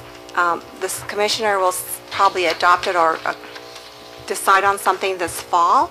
And then early January, we'll get the results for 2012, and we'll have percent passing, or what they're going to call a level 2 and a level 3, which is level 3 is our kind of our commended, if you will. So the timeline in all this then will be that by the early spring we'll have accountability information for this year, and then we'll have 2 years of data by the time we test next spring. So I'm going to have 3 areas of data. 3-8, where I'll give you average raw score. In grade 9, we had EOC. Those are the end of course exams for each of the courses, the core courses. And we do have performance standards for that, and so I'll have that information.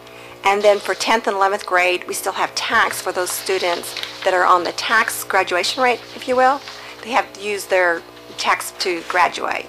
As this first year 9th graders, it will be STAR. So that's the difference. So we're transitioning.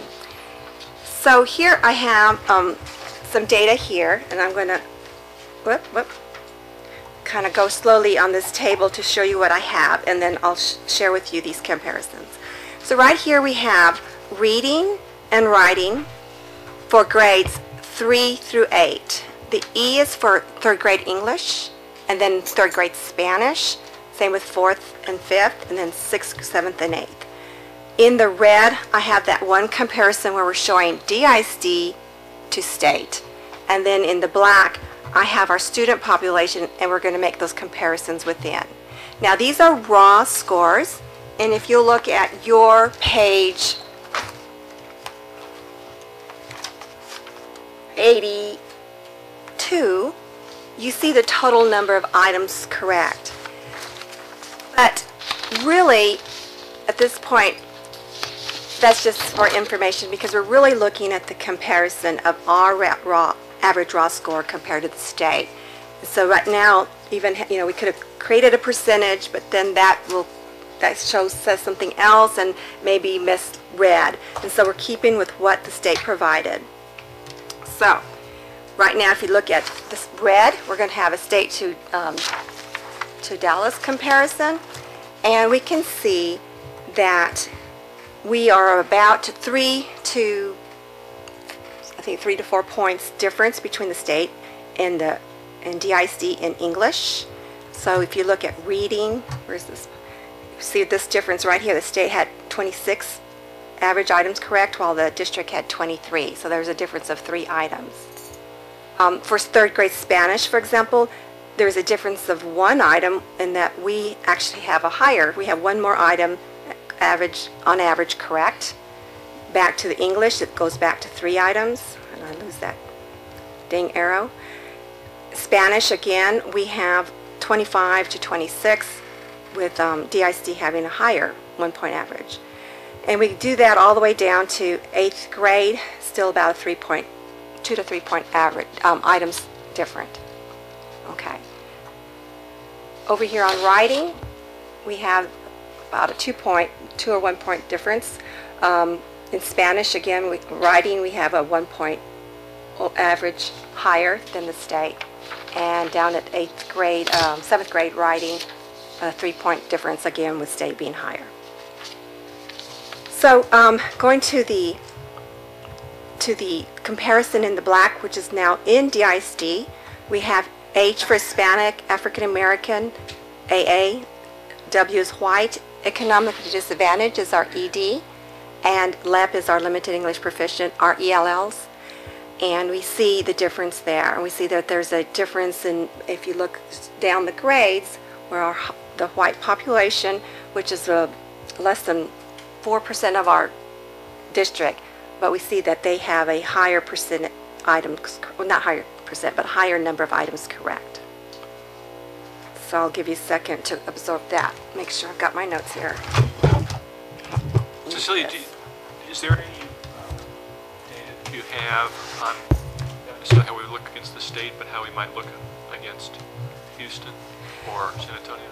Yes, and this is actually, as I presented that week, it came out, and you can go to the Pearson website and see it, and we've pulled it, and we provided that to the board members after our presentation. So we do have the different districts that I have pulled their PDFs. It's based on the testing period, so we have 5 and 8 different from 3 through 8, but I have it and I can get it to the committee if you'd like.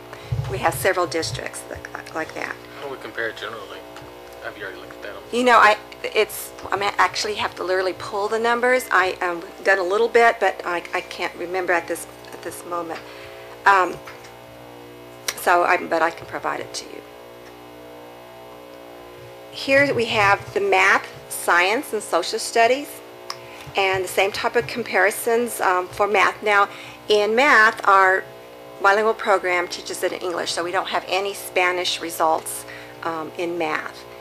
And I've got to make a correction in science, but I'll come to that in a minute. Again, for our math, there's 3 percentage points difference in 3rd grade. Here it's 4 in 4th grade, 4 in 5th grade, 4. So we're a little bit farther away as far as average raw score from the district to the state. And in 8th grade, that number becomes 8 points. But I have added an asterisk since that presentation because we don't, in DISD, in 8th grade, this is for the STAR math, but a lot of our students in 8th grade are in Algebra 1. The state required that if you were in Algebra 1, you had to take the EOC, and that data I'll show you in a minute. Now, it was a local decision whether they also took the 8th grade math, and our district decided no, they would not take the 8th grade math. And so at the state level, we don't know that comparison if they also are taking the state, but we do know, for example, in our surrounding, for example, Richardson and Garland had them testing on both tests, so did San Antonio, but Fort Worth, Houston, Austin, El Paso, Mesquite, and Duncanville did not. So I'm thinking that this greater difference may be due to that the state includes kids who are in Algebra 1, usually higher achieving, who also took the STAR math. Does that make sense? Okay. So while there is a difference, it may be some of it due to what the state numbers include. Over here on science, it's just 5th grade and 8th grade. You see a difference of 2 percentage points in 5th grade and 4 percentage points in 8th grade. We do have Spanish results for our students in bilingual program, and that data shows that the state average was 26 and the district average was 27. So doing a little bit better than the state as far as those that took it in Spanish. And then at the bottom we have our 8th grade social studies. Okay. Again, our comparison within our student groups here shows our differences between student groups, with white still performing a higher average, our LEP usually lower. Now our LEP is another thing. Those students that are LEP in English will be, these are kids that took the actual STAR. There's some, we did not include the STAR L for those that are lower. There's a STAR linguistically, they have some adaptations or some accommodations. These are the students that took the actual STAR. And so they might have been here over 3 years or have already achieved a higher level of proficiency on the TELPAS, and then are still taking this. But we can see that there's a bigger gap there for our LEP students, and we see the difference here also between the Hispanic and the African American students.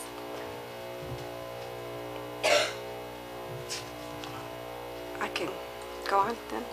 Okay. And here's that slide that showed the total number of items in each test, just for a reference. Okay, so now we've done 3-8, and now we're going into our 9th grade, first-time 9th graders, and we do have performance standards, so these are percent correct, or sorry, percent that met the level 2 or percent that met the level 3, satisfactory or advanced, they're calling it now. So on the left-hand side, we have meeting satisfactory, and we have English 1 reading. And so English 1 has 2 tasks, reading and writing, and we see the percent that met level 2. First comparison from DISD to the state, where we see that really the lowest course was the English 1, reading and writing Even at the state level, at the district level, the percent meeting the satisfactory level was a lot lower than, for example, Algebra 1, Biology, World Geography. We have Geometry here because we had kids who had taken Algebra 1 as 8th graders are in 9th grade now taking Geometry, and that was their test that they took. So in Algebra 1, it includes both 8th graders and 9th graders. Geometry this year was only 9th graders doing very well. They've already have had Algebra 1 and seem to do well. So we were only about 2 percentage points in the 90s there.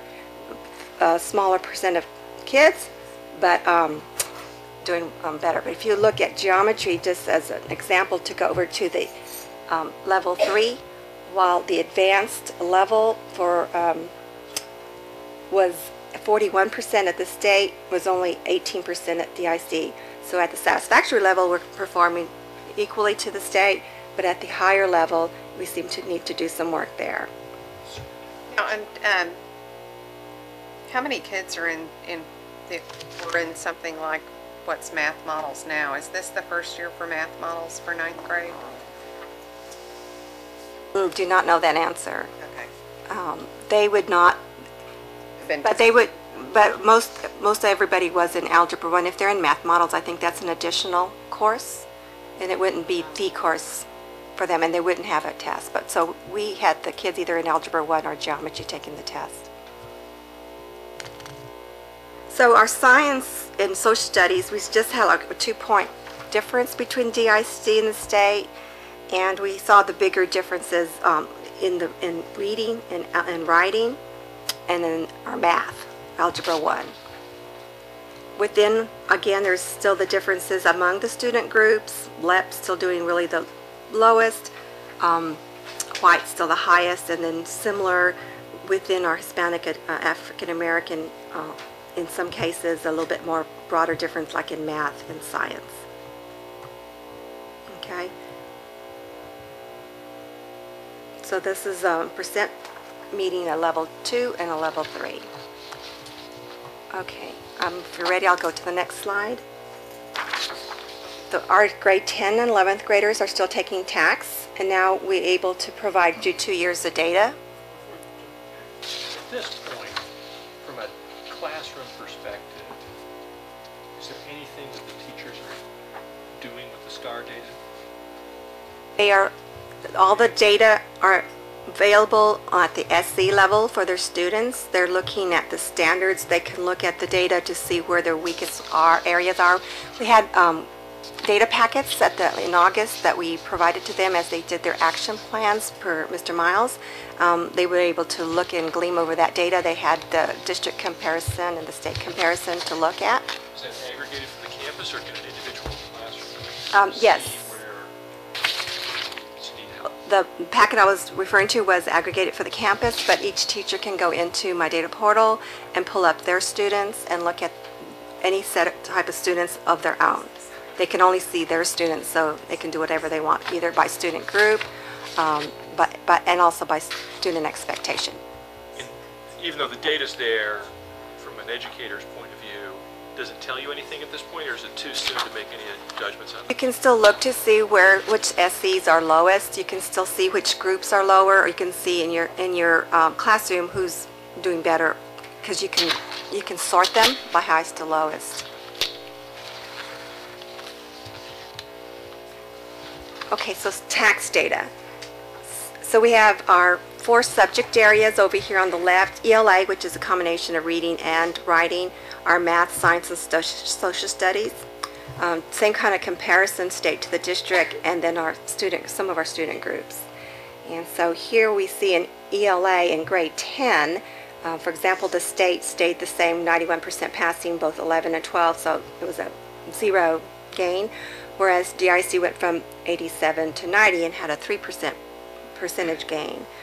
We can really see a big difference in our 10th graders where we had in math, where we had a 6-point percentage gain, still a little bit short from meeting the 74 from the state, but that really closed that gap between the state and district.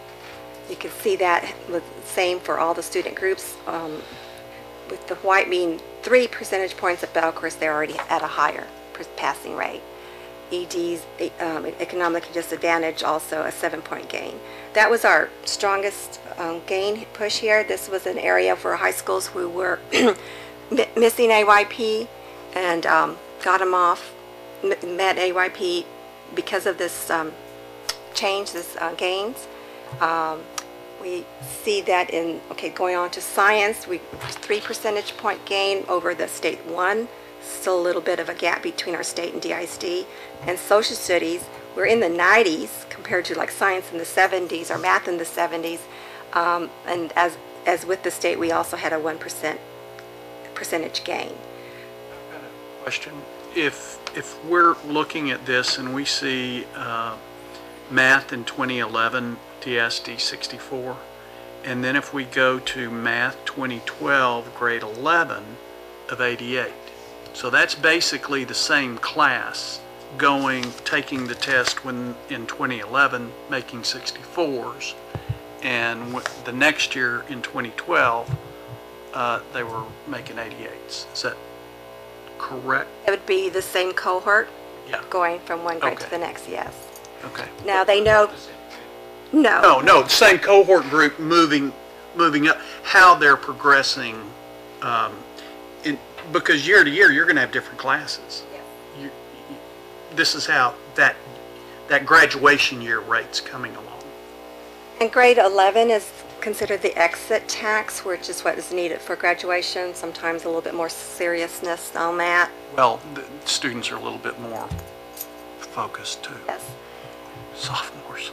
So your point is, that's the same cohort, but there are other things at play like student mobility and dropout and maturity. Right. But you're really looking at a gain of let's just say in math from 64 to 88 versus the 64 to 70. yes. The way I look at it as a parent, how did my child do the next year? At the other column, you would look at it as how did the instruction improve? Right. And unfortunately, like AYP just looks at grade 10 I from one understand. year to the next. So there's that part of it too. Yeah. And you'll notice in grade 11, also higher percent passing, as you've already pointed out. But for example, at ELA, the state lost 2 percentage points and we lost 1. So did we do better than state? We closed the gap, narrowed the gap a little bit more there. So we see that there is fluctuation. There's always that comparison that probably is needed so that you can see how you did. Because even if we had gained, and if the state outgained us, that did we really have that great of a gain? So you always want that comparison. You do know that, notice that social studies, which is a really big drop for the state, went from 99 to 94, a -5, and we stayed stable. So, that, of course, we're the high 90s. We didn't do so well under the STAR social studies. Did the tests stay the same So, and in tax? yes. Okay. They're similar. They're supposed to keep equivalent to the 2003.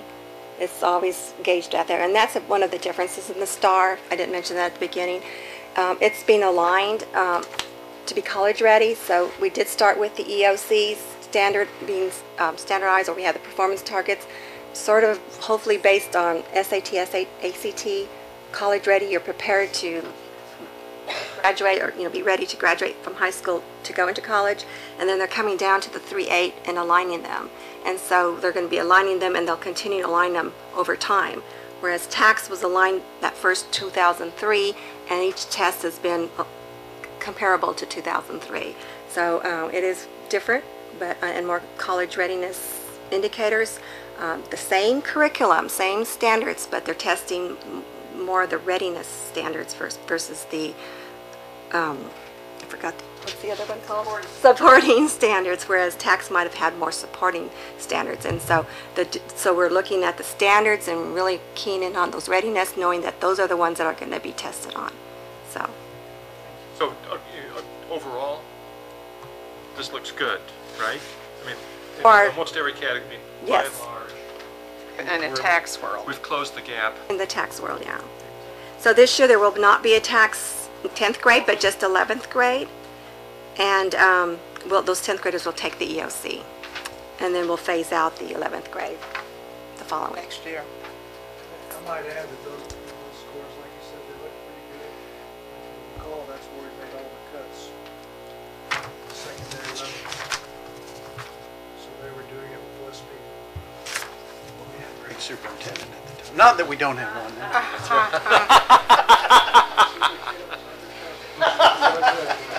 But just another point when you were talking about the higher scores for the Spanish test takers, we read something back in the spring. Houston actually wrote it saying Houston should look to Dallas for The dual language program, they're about a year or two behind us. And so we now have kids in 5th grade testing with the dual language program, still testing in Spanish in the science in 5th grade. They then transition into the English in 6th grade at middle school. They're behind us. So if they implement as we did, they would see hopefully see the same gains if we assume that's what it contributes to.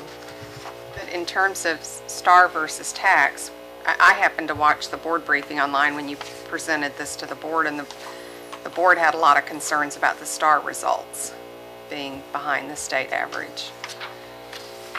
Well, I mean, we see that.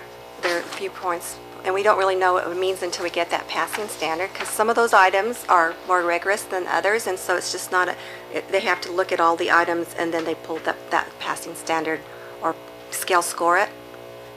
They'll do a scale score, and then we'll see what the passing standard is. And we will be phasing in standards. I think maybe that's where they were talking about. They give a 2-year periods where we can phase in. So at the recommended, it'll be, I think, 2016, 15, those 9th graders will have even a more rigorous skill score to meet just to pass. And it's a whole phase in. And we did that with tax. We had a SEM 2, and then 1, and then panel recommendation. This time we'll do it 2 years each as we go in. Then this is also for graduation requirements. So all 15 tests will need to be calculated in, not just grade 11. So this next slide just provides a timeline of while these are going to be released by the state, as far as the standards for grades 3 through 8 will be approved by the commissioner in November, we think. The new commissioners come in, so it hasn't been revised, but this is the latest on the website. In January, we will get those results, including parent reports to send out to the parents. March 2013, they'll release the final decision for this year's 2012-13 accountability. What is it going to include? And we've gotten some... Explain that a little bit, I'm not sure. On the accountability? So we didn't have, because of this first year, we didn't have any ratings this year. It was suspended for this year. And then we'll have the new accountability system. Right now they're proposing like 4 indices, and then instead of having like 35 separate indicators, because now we have all those different tests, all those different grades, and if you put everything in there, it could be up to about 35. So they're looking at maybe a student achievement for all students, and have a participation by race and ethnicity. A second indice or index would be student progress. And then a third one would be closing the performance gaps based on socioeconomic status. And the last one is looking at post-secondary readiness for all students. So those 4 indices will be combined to get a rating. We don't know exactly yet how. And but that's kind of the direction they're going. And we should know something by March, but it'll be applied this year. And then we'll have reports out in June. So in March of this year, we will have our ratings for 2012? And no, we'll just have criteria for going forward, right, based on 2012 results. 2012 results, we'll get information about passing in January, and that's it. And then in March, we'll get what we're going to have as used for the accountability ratings for 12-13 without having tested yet. We'll get the 12-13 data, and that's when it will be applied. A lot of it has sometimes required improvements, so they'll use 2012 to 2013 as kind of a safe harbor component, but it'll be based on the 2013 spring data, the ratings will be. And we really won't get the ratings till August. In June, they may notify us on who might be unacceptable. We'll see how that works, if they can do it. still going to have, if one grade and one sub-pop failed, then the school failed? It wasn't one grade, but it was one student pop. That's why they're trying to pull them all together. And so instead of having those individual cells, they're going to combine them. So hopefully that's what they're trying to prevent. So, but it's not becoming easier. It's really more complicated, but it's not one cell that will get you off at this point. They've been really working towards that. And generally, when are we testing? Because I remember when tax was implemented, it's kind of crazy. We were testing kids in February, and calling them. We still do test early for the writing, so that'll be March. And then we also, because the 5th and 8th grade have the Student Success Initiative, where we have to allow them several attempts. There'll still be some March testing. There'll still be the massive at the end of April. May is the EOC. So there'll still be March will be the earliest instead of February. The last slide is just dealing with where we are with our seniors from 2012 and their SAT, ACT results. So we have SAT as our first chart here, the state versus the district in the mean value for critical reading, math, and writing. And then we have ACT, and we have the mean for English, math, reading, science, and then the composite. So we see there's still a difference there between the district and the state. But really more importantly, the last one is percent meeting a college readiness standard. So for SAT, it'd be 1110, combining the reading and the math, and for ACT, 24. So what percent of our kids over time have met that standard? And that's when Mr. Miles was talking about how our SAT, ACT are kind of flat. We have gone from 10.2 to 11.0, and we do actually have more kids participating. So we're seeing some improvement, but really a long ways to go with only 11% meeting that standard.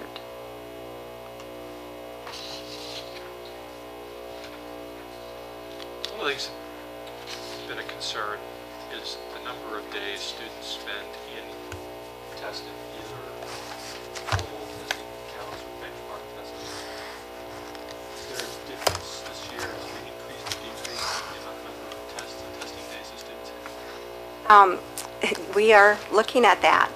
Mr. Miles is really making sure what's mandatory and what's optional, and he's had some requirements for a mid-year test, an end-of-year exam. That's a local assessment. Our ACPs for secondary, although we've moved it down to elementary, so this year we'll have 3rd through 6th also testing mid-year and end-of-year with ACPs, and to be at a K2 to be added next year. And then we also have the STAR, or the ITBS, at the end of the year. And those two ones are kind of what Mr. Miles is mandating. We do have some mandates from the state for K2, for example, where we look at diagnostic with the ISIP. And for some of the other, there's another one for 6th graders who failed reading in 5th grade, another mandated one. And any others more or less are becoming optional. And so we're separating that calendar so that they can see which ones are optional, which ones are mandated. We're still finalizing a final one for this year. It still hasn't been finalized, but common assessments benchmarks are not done centrally. Common assessments are done now by the campus. They did that last year, but so they are making some of their own tests, but it's part of that instruction, and it's for their own use, so they create them. So right now, other than a possible readiness test in the spring, which is also optional, most of something from Central is not being done. So yes, we're looking to that. The district's creating more flexibility. Yes. Is that looking forward, or if we actually had some testing events where schools were given the choice? For this year, I'm talking about for this year. What I'm interested in is, are you seeing where schools have a choice? Are they choosing less testing? We really haven't gotten to that point this early in the year. There were some 3 through 8 optional ISIP, but some of it's not even set up yet. But if they can use it if they want to. So I don't know that answer yet. What were the ones that Miles wants to keep the ITBS? Well, for K2, the ITBS at the end of the year, so that we have something, and which of course the STAR, we don't have a choice. Right. And keeping the mid-year and end-of-year tests, The ACP? the ACPs, and extending it down to elementary. I've always thought the ITBS was tied to some federal funding. That's how far back I go. Now, that's, An optional test that he wants to keep. yes, so we have some year outside local developed tests. They'll If you eventually- don't mind, remind us what the ACP is. Okay. It's assessment of course performance. It's the semester exams for the course. And it's created by the curriculum department. It's together with our local assessment people, and actually we have teachers come in and help us write items. So we get a blueprint of what needs to be covered or tested, and then we develop items for those standards. So we're taking it down to 3 through 6 this year in the 4 core areas. And we also, he's going to want non-core to get tested eventually, so we'll be adding some of those exams in the future. And that's all on my presentation.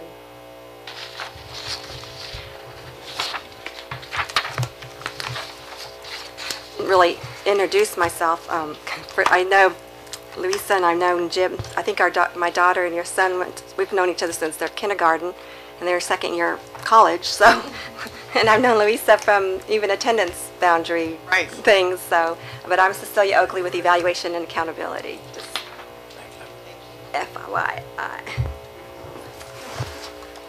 Well, good evening. I'm Gray Saladay. I'm the Executive Director of Technology. I guess if Jim, I'm the tech guy. And we both work for Mr. King, which makes him the boss guy, I guess. So I'm here to give you a technology overview. I know you probably are at this point in time pretty much PowerPointed out, so I'll go fast, but I don't want to go too fast because this is an awesome story, I think, of where we're at on technology, where we're going and where we're at. And so, but I'll go as fast as possible. When did you join us? I can't remember. I joined 2 years ago, March 2010. And as I get into this, so to understand where we're at and where we need to go, I need to tell you where we were. And so, as a backdrop, let me just tell you, back in March 2010, when I showed up, this is what I was looking at. Number one, we had the Deloitte audit, finance audit. There were 4 significant deficiencies. We had a failing student information project, and I'm not going to talk later about that, but they were really worried about getting students across the stage and handing them the diplomas that first year, and this is March now, and May is just around the corner. Plus, we need to bring the elementary schools online and to make a complete system by that fall.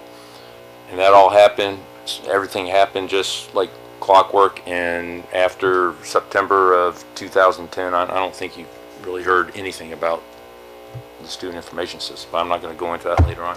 Other thing, there's no change control.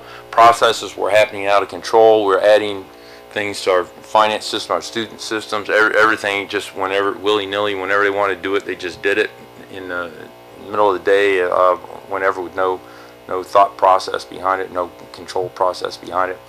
We had few standard operating procedures which goes to what was happening before. There's no tech governance, there's no project management, and then you've already heard about the looming budget cuts that were just coming online about then. We're facing an obsolete, unreliable network. We had limited wireless capability. What wireless was out there is pretty much in the front office. Maybe some of the offices at the campuses had some wireless, and some of them, a few might have had it in a library or in a cafeteria, but that's about it. There was no inventory of tech equipment. So everybody's asked me, what's the distribution? When you're rolling out these computers, well, we didn't even know what was out there, and so we had to fix that. Plus the software that was on the desktops were all obsolete. It was old stuff. And the network, we were still running an old Novell network. and to make, put more salt on the wound. There's just a mismatch between the skills of the people and the jobs they're in. And this, with all the personnel turmoil they've had over because of that budget issue and the way they cross-leveled across the district, that's what happened. And the end result was a hostile environment, a lot of distrust, a lot of low morale, a lot of just a bad environment to build an organization. I'm not going to dwell on the past, but you need to know that's where we were in 2010. So, path to the future. Put together a leadership team of dedicated, conscientious, and skillful people, and fitted in with the Destination 2020. We're built, and in the process of making it better, a highly functional technology team. And we're looking at getting the state-of-the-art technology at the lowest cost point possible, and all with the end result of increasing student performance, which is what it's all about. And technology is extremely important for the core beliefs of the district, and this is how they match up. It's important for the quality of instruction and the enhancements from technology to improve academic achievement, and to help teachers provide more effective instruction. We have networks now, or will have, that allows them to some choices that didn't exist in the past. We have equity issues across the district, and now we have a concerted effort to use the educational specifications, make sure everything is the same across the district, and all students have access to the best out there. And the most important thing is, from an organizational standpoint, a commitment from the staff to deliver world-class systems and resources for the students and children in this district. And that's the attitude across the whole organization. So what do we have to do? Well, we have to make a multi-generational jump. We have to go from a circa 2000 kind of technology environment to 2012, where we're at right now. And you see on the left all the bad characteristics, the slow internet, and we're paying a lot for it. Unreliability, the lack of mobility, and poor service across the board. Well, we want to fix all of that, and that's where we're headed. And here's some of the things that have taken place. So we've renegotiated the AT&T telco contract. I mean, we took it to TelWest. That saved $700,000 a year. We're putting in our own fiber network. AT&T was costing us $7 million a year. Our new price will be $3 million a year when it's completed at the end of this year. We were a Cisco network, and that was kind of lived and died by Cisco. Said, hey, there's a lot of other players out there. Why do we have to go to Cisco? We opened it up, changed some things in the architecture to make sure it wasn't Cisco unique. Went out, and you can see the dramatic difference where we saved $95 million going to an HP network. Fixing the Wi-Fi. All the campuses will have a full Wi-Fi capability. Fence to fence. One of the big things that I heard about time and time again when I first got here was, oh, we don't have E-rate, and so, okay, well, we're going to have to do this without E-rate. So we went back, looked at all the current funding sources, and said, it doesn't matter what's in a classroom. If you don't have the network, if you don't have the infrastructure, it's a waste of money. So we took the money, said, we're going to build a world-class infrastructure, and then we're going to build the classroom so that when they have things in a classroom, they can actually use it. So leveraging our current funding sources, we're able to do all this with no E-rate whatsoever. Like a 30-second timeout for those who don't know. Explain E-rate. E-rate is a federal program. It's run by the FCC that provides additional funding for telecommunications for school districts across the country, and it's geared to free and reduced lunch percentages. So those that have higher percentage of free and reduced lunch get more money. And if you look on your phone bill every month, you'll see a little tax down there. Well, it's really not a tax, but it's a fee that goes into this fund. I think maybe a cell phone might be $2 or $2.50 or something like that. So there's a lot of money from this metro area going into this fund. You know, of course, you know, we've gotten none of it, you know, since 2007. We got a little bit in 06, but we're on the mend on that, and hopefully we've turned the corner, and hopefully we'll be getting E-rate funds in the near future. Capturing dollars with the hope that we can. Everything we do, yes ma'am, everything we do is geared, even though we're not using an E-rate funds and we don't count on E-rate funds, everything we do qualifies for E-rate in the hopes that at some point in time we'll be reimbursed for everything that we've done. So, yeah. If you were reimbursed $50 million, where would that go? I would hope it'd come back into technology. Because a lot of what we've done is, in technology, we've taken money out of buying computers and a lot of classroom stuff to build all this stuff. So with the hope that the E-rate money, if we ever got, would go back and refund or fund these projects. The general fund, and then the board would have to reappropriate it. So they can Burst my bubble. reappropriate for whatever they want to do. And I might say that we think, well, we know for the first time in maybe our history, we're in compliance with the FCC agreement. And the recent audit, which we completed that the board hadn't seen yet, will get us in compliance with that FCC agreement. And they only found one exception, and the one exception was that we failed to advertise a bid in the paper. It was bid, they just failed to put the advertisement in there. So right now, we are.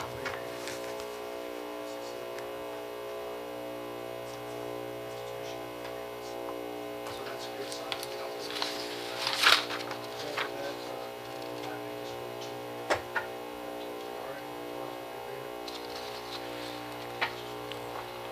Is it? Go ahead. How often would you like to upgrade the technology in the classrooms? Well, it depends on which piece. Right now, we plan on upgrading computers every 7 years. 7? Every 7. Okay. So there's some things in play right now that we might be able to extend that, and I can talk a little bit later on if you'd like, as far as going to virtual desktops and things where we can actually have an obsolete computer or something out there and give it a brand new, yeah. What about laptops? Laptops, we look at every 5 years on that. And there's a lot of changes going on right now. So that's another good thing that kind of put a lot of these things in perspective, because there's a change. You know, tablets are becoming more. Textbooks? That's Mr. Miles, that's one of his stated goals by 2014. He wants a lot of electronic texts out there. We'd like to move that direction. So we have a lot of things still we have to figure out in the classroom and for the students. E-rate money if you get it for that? If he gives it to me and the board votes on it. Is E-rate in a lockbox, or would we lose it? Is there at risk with sequestration? No, it's totally funded separately, and they've told us they've held our funding off to the side. So it's a whole nother funding source, and all the money that's coming to us right now are for 06. Won't get anything for 07, 08, 9, and 10, and I guess also 11 at this point. All the money that we would have gotten, that we qualified for, they've set aside, waiting for the outcome of this. So, yeah, so no matter what happens, now that might change something for 12 or 13, but 11 and back, that money, if they think we've met their requirements, we'll get that money. Will the technology department automatically upgrade, or will the principals have to request the upgrade? We automatically program it. Yes, ma'am. We program it, and it's really, though, dependent on funds. And sometimes some of the campuses get special funding more than what we have, and we let them go ahead and let them. How do those lives compare to an industry standard or peer districts? We're probably 5 years on a laptop. I think most districts are aiming for 3 or 4. 7 years. All this stuff is open for a lot of districts look for 4 or 5 years on a desktop. But I think things are changing. 4 or 5 years ago, a 5 or 6 year old computer was not going to meet much in the way of tasks. But in 2012, you go back, now you're talking about a computer from 2005, and they're pretty hefty machines. Especially now that a lot of things are going to the cloud, a lot of things are online, and really all you need is a browser. So you don't need a whole lot of horsepower. So you got a mouse, a keyboard, and a monitor, and the network, which is why we put all the money into the network. Once you have that, you're pretty good. Are the teachers assigned a laptop? Teachers now have a laptop. I think we almost finished the distribution of those. I think there might be 20 or 30 campuses that have elected to wait until now to get them. It was the principals. It was up to them to schedule when they got them. So, but most of them have them, or they're sitting in a box over at my place waiting for them to go there. So any more questions? Is the network central hub to here, or spider web to each other? It is. I'll get into that in a little bit, but essentially each campus is dual home. Well, the new network will be dual home, a connection to Buckner and a connection to here. So some of the other things that we need to jump. We put a technology governance process in place. Got that in policy and are moving forward. And then we're a service organization. We adopted the ITIL standards to allow us to put a framework in place for processes and just a place to go home. So this is what we need to do to be a world-class organization. So I've got all the folks trained on that. So here's some of the programs that are in play right now. The WAN, what I was talking about, our fiber, our wide area network. This is the network that connects the campuses to Ross or Buckner and the internet.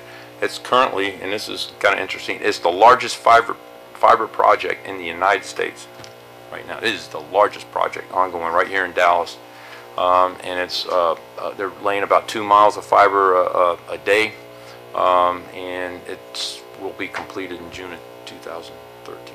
The entire project.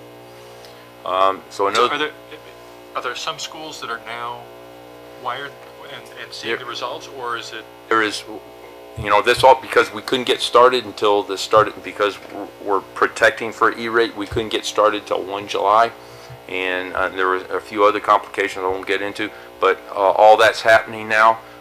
We actually lit up the very first campus, Ann Richards, came online at 7:36 p.m. on October 4th. The very first campus came up on a 10 gig connection into Buckner. And the other thing, about 2 or 3 weeks ago, we made the connection from Buckner to Ross. We have a lot of fiber between Buckner and Ross, and we lit up a 10 gig connection between Buckner and Ross, which allowed us to turn off. One connection was from AT&T, which was costing us $1,500 a day. So we were able to shut that. We have 3 more of those. And actually, this is an interesting trivia. Those four circuits alone, all of them are about $1,500 a day, but those 4 circuits alone, when we turn them off, will almost pay for this entire project. So that's where the savings come in.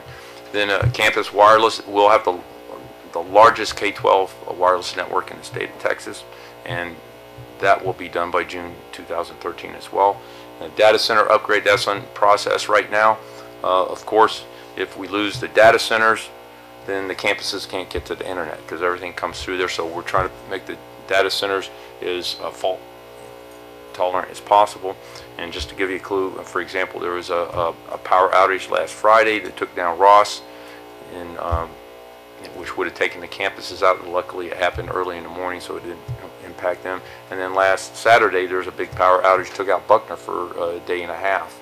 So what we're doing with this data center upgrade, in addition to putting new power upgrades in, we're putting generators and AB power for ups. So we'll be very survivable. Plus everybody will be dual homed off Buckner, and they'll be able to go out either way. Are these monies coming out of capital funds or operating? Most of this money is coming out of bond. It definitely is coming out of bond. Another thing we put in, and it's already done, is we put in this system called Certica, which automatically goes out and checks our student information database and some other things, and does sanity checks on a nightly basis to make sure the information that was input by the campus is in fact correct. And if it's not correct or questionable, it emails the campus, and that data clerk gets an email say, hey, look at this thing and go fix it. Well, we started that a year and a half ago or 2 years ago, and the state has this thing called a person identification database that tracks all the students in the state, and we get graded on that, and our rate this past year was 0.01%. It's the lowest Dallas has ever been in its entire history of this happening. Also, you can put things in perspective. That's out of 167,000 students that went in and out of the district last year. There was errors on 22 students. So we're really nailing it pretty well. What kind of errors? It'd be like wrong birth date, wrong social security numbers, something along those lines. There's about 7 or 8 items that they really track in this. I don't know them off the top of my head. It is definitely related to the beams. We put in a parent portal last year, server virtualization. We finished that, but it's an ongoing thing. 2 years ago, in that summer of 2010, this district had absolutely zero virtualized servers, and now we're pushing 800 virtualized servers. And virtualized servers actually takes us out before. What would happen is somebody would have an application, they would buy a computer to run that application, and so you'd often, they'd start stacking up, taking space in your data center, and often they aren't fully utilized, or they're not used. They might be used for 2 or 3 hours for this process, and then they're idle for a while. Well, virtualization allows you to look across all your applications and put them on the same server, for example. So instead of having a separate box for you might have 7 or 8 applications on one box, and you just move it around, and the application thinks it's its own box. This saves a lot of money in buying computers, and it saves a lot of money in energy, and saves a lot of money in not having to build space to put these things in. So that's ongoing as well. Career cruising, we put that process in that application in last year, and what that does is it links up the student, the parent, and the school, either the counselor or the teacher, and they are at the high school level, and they look at careers, and they can put online electronic course requests in, so eliminating that paper and making a nice clean process. And then data presentation. Online course requests for DISD courses. ISD courses, so they go right into the schedule, like what level, calculus, algebra, English, and that's in place. That's for high schools. For all high schools? For all high schools, it's in place right now. To happen for next year.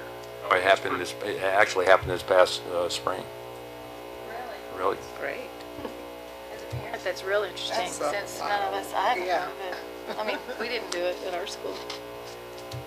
What's there? So, the data entry folks, the clerks, put it in online. Parents didn't, students did. We did. Yeah. I knew there was a pilot program of it year before. We did it the last year. We did a pilot at TJ and what was the other place, and it was a success. I say go for it. And this past year it was district wide. Are you able to measure participation? I'm sure we can. Can you track who's using it? I think we can. I haven't heard anybody complain yet. Track traffic of the parent portal as well. We can. I'm not on I hear more about parent portal, but I still hear the same old complaints about getting schedules straight, so I think the implementation may not be there. So is that online course request be part of the scheduling? It's the front end piece to that. Taking the counselor out as the middleman, just like you'd sign up for your college courses, you're signing up for your high school courses. But they all work in concert, the counselor, because they're all in the same system. So it doesn't take the counselor totally out. I mean, Wouldn't it help if you're inputting at home with your child and you know they've already had geometry, so you're not signing up for it, but when you show up to school in August, you're in it? Who's jacked with that whole system? getting out of my area, so somebody on the campus. But I mean, ideally, it's supposed to be streamlined so that we're all working Right, together. and ideally, I mean, the goal would be to try to have these schedules almost totally completed before a child goes home for the previous year. We're sent things that say that it's done. It could be class size limitations. Given some of the scheduling difficulties that we've had, is the Chancery system, which is the basic, the foundational scheduling engine here, as my understanding, is that being looked at, or are we separate? I think SMS is a very powerful system, very complex system, and it's in place. I think that the scheduling issues really are more basic than that. It gets down to just sitting down, find out who your students are, what your resources are, and inputting it and getting that into the system. And there's a lot of things in play that are beyond the scope of what I'm going to talk about. But there are a lot of things. Scheduling there's an art to that, and it's complex, but it's one of the most, actually probably one of the most important. Leads us on into things like leveling and things like that have to happen right at the beginning of the year to have a lot of monetary implications. I felt like there was a lot of fanfare is not a good word, but that's what came to mind with the rollout of Parent Portal. So maybe from what I'm hearing on the career cruising, maybe in the spring there can be some education out at the campus level to tell And parents. that actually, yeah, we probably need to do that, or curriculum, and the school leadership needs to start doing that actually more around. Kind of had a false start with the first Parent Portal. Right. But on career cruising, And then when- Raise, And then Greg got in and made it so it would work and we could afford it. We couldn't afford to operate the first Parent Portal. Right. But there was a lot more awareness. Right. Where So- Debbie wasn't aware that this has been rolled out. so to your point on the career cruising, that really needs to start around November, December, because I mean that whole front process needs to get started. So I'm going to run out of time. Somebody's going to pop me upside. Yeah. So data presentation, we're looking at right now. That's in process. We're looking at ways to provide data to our teachers and staff in a better way. Active Directory migration is another large project that we got done last year.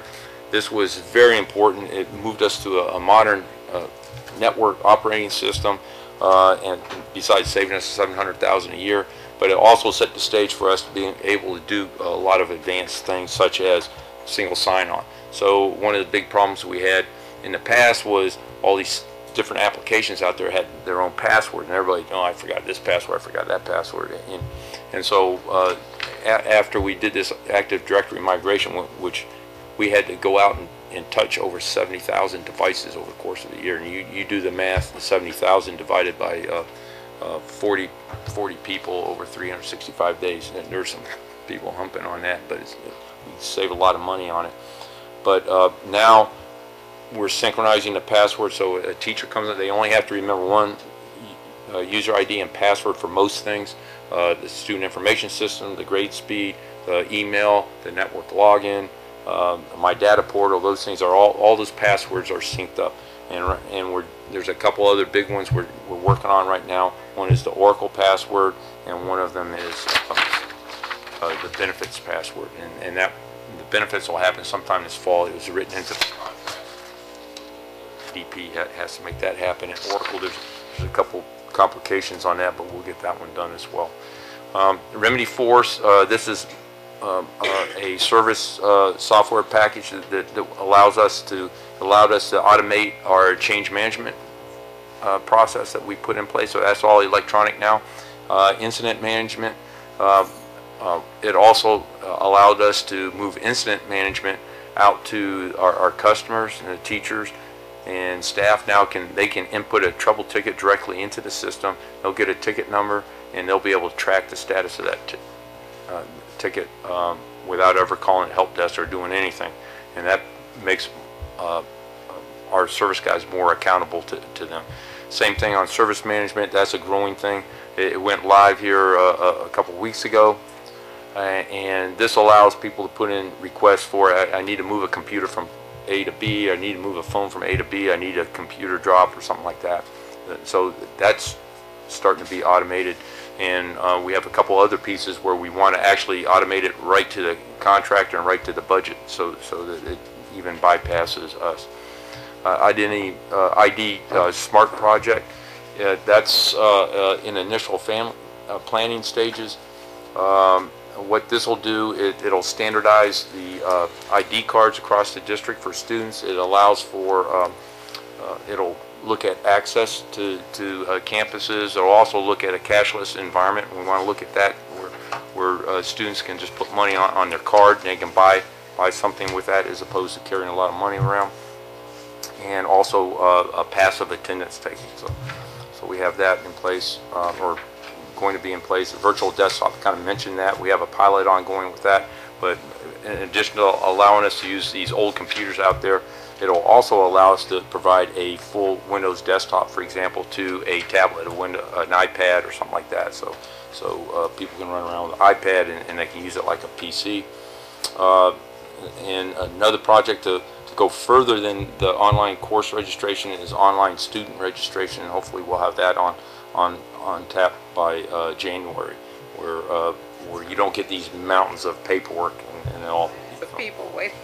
Well, and one of the things that was a complaint at our campus was people had made the decision in June last year to come to public school, and they went to go register, and they said, oh no, you can't do that now. We can't take you now. You have to come the week before and then wait in line and not get in the classes you want. I mean, and it would be awesome if we could let people come when they wanted to come. I don't know if it changes the timing, but it'll, I think that's a whole nother decision process, but that would be great. Matter of fact, I'll probably pass that on to somebody about that. Those parents who come to the campus to register the students, there will be computers for them to go. And there will be kiosks for them to use. They can either do it at home or do it there, or exactly. So take care of that and eliminate all this paperwork. I heard someone suggest, vaccination centers where people are lining up to get their children vaccinated. I hadn't heard that one. Yeah, but that's a good all idea. you need is a computer and enroll the child. they can go to the libraries too. A voice over IP, we still have that project to go, but that'll allow us to get into go-to-meeting kind of capabilities within our network. A lot of these things weren't possible until we built our network. So that's why a lot of these things are they're value-added things that we can do now. We never had a prayer to do before because it just didn't have the bandwidth to do it. Updating our reports for feeder patterns with the new structures that we have, so there's a lot of work there. And then the ERP, our finance and HR system, you heard the superintendent earlier say that's a high priority, so that's in ERP process. stands for? Enterprise Resource Planning. There you go. It's the HR management system, payroll, general ledger, inventory, all business functions, budget. All those things, all the things the superintendent wants as far as those updates. What do you do with the discarded computers, those that you have? Most of the discarded computers, well, there's not going to be many of them. Hopefully we can reuse most of them as dumb terminals here in the district, but those that we deemed are non-serviceable, they go as surplus, and most of them are probably sold as scrap. I might answer that, when they bring a new set of desktops in, the old ones, if they're still functioning, the campus gets to keep those. Yes, we only get rid of them. And things like that. Right. We only consider them if they're more than 7 years old. Like year 8, we start looking at them, and in most of the cases, we leave it there until it breaks, and we say it's not worth it to fix it, and we just toss it at that point in time. And before then, between 5 and 7 years, we'll look at it and see, hey, this thing broke and it's going to cost $300 to fix it. Things, 5 years old, we're just going to buy a new computer. We're not going to put $300 into something that's that old. So we do some smart things there as well. So one of the things I want you to take away here is district-wide by June of 2013, our network is going to be in place. And you need to know that there won't be a better network on this planet. I mean, Dallas ISD will have the best network on this planet. We're going to have dual 10 gig connections, diverse routing from every campus, one to Buckner, one to Ross. We'll have the capability to upgrade those over time because we essentially kind of own the fiber. We're leasing it, but we kind of own it, so we can, whenever the price points drop down on the GBICs and those electronics that drive fiber, next jump is 60 or 100 gig a bit a second, and I don't even see us needing that for 3 or 4 years. But it's just a matter of pulling those things out and plugging these things in, and as opposed to going out on a whole new contract and paying through a nose to AT&T or somebody to come in and build this. So we're set for the future. And the fiber, I mean, it's got a 40-year lifespan, and there's nothing technology-wise coming down that's ever going to replace it, at least in our lifetime probably. But so we'll have that in place, and then we'll have, because mobility is such an important piece, we'll have the wireless infrastructure in place. Every campus will have that by June. And it's awesome. It's just over-engineered.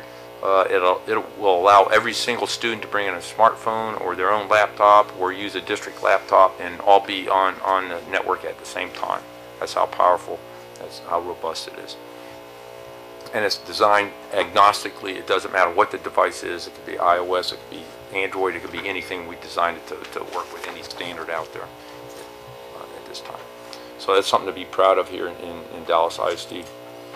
Just some examples, some cost savings, and this goes to the budget side, and I think you'll find it interesting. Over the last 2 years, there was an approved project to replace the email system.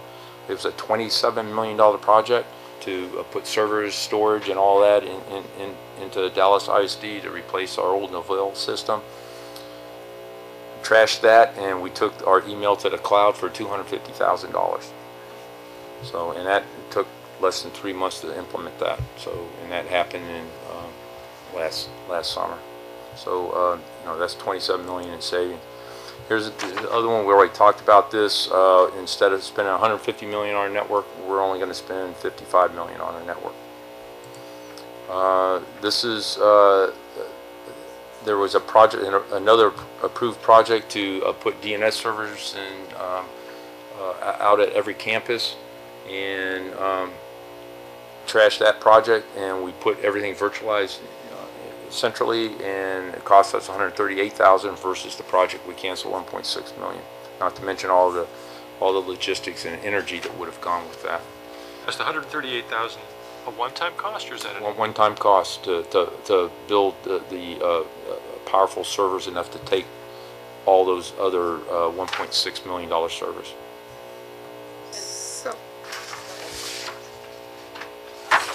So this was the original budget. Had they used any of it, or they had not used any of that. Those were all approved projects, and most of them, like I said before, is saying we're waiting for E-rate money. We're waiting for E-rate money. So using federal money.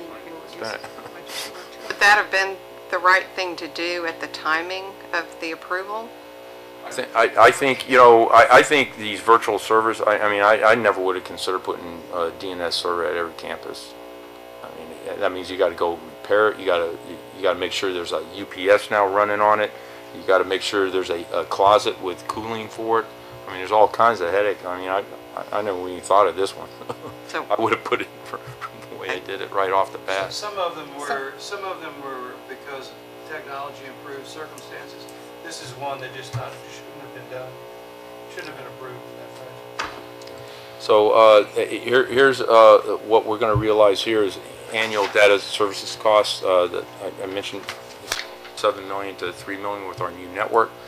Telephone service costs went from $2 to $1.3 million. annual network services costs. This is where I told you went to Active Directory and canceled out the Novell, so that was a $788,000 a year bill. I have a $49,000 a year bill now for some software that automates my Active Directory. You know, as far as We can go. staff. So technology governance, this is something that put in place. General outline, we have several subcommittees, one that's looking at standards, one that's looking at technology plan, one that's looking at the student system, one that's looking at the business system, and one that's looking at providing data fulfillment, providing data out there. All these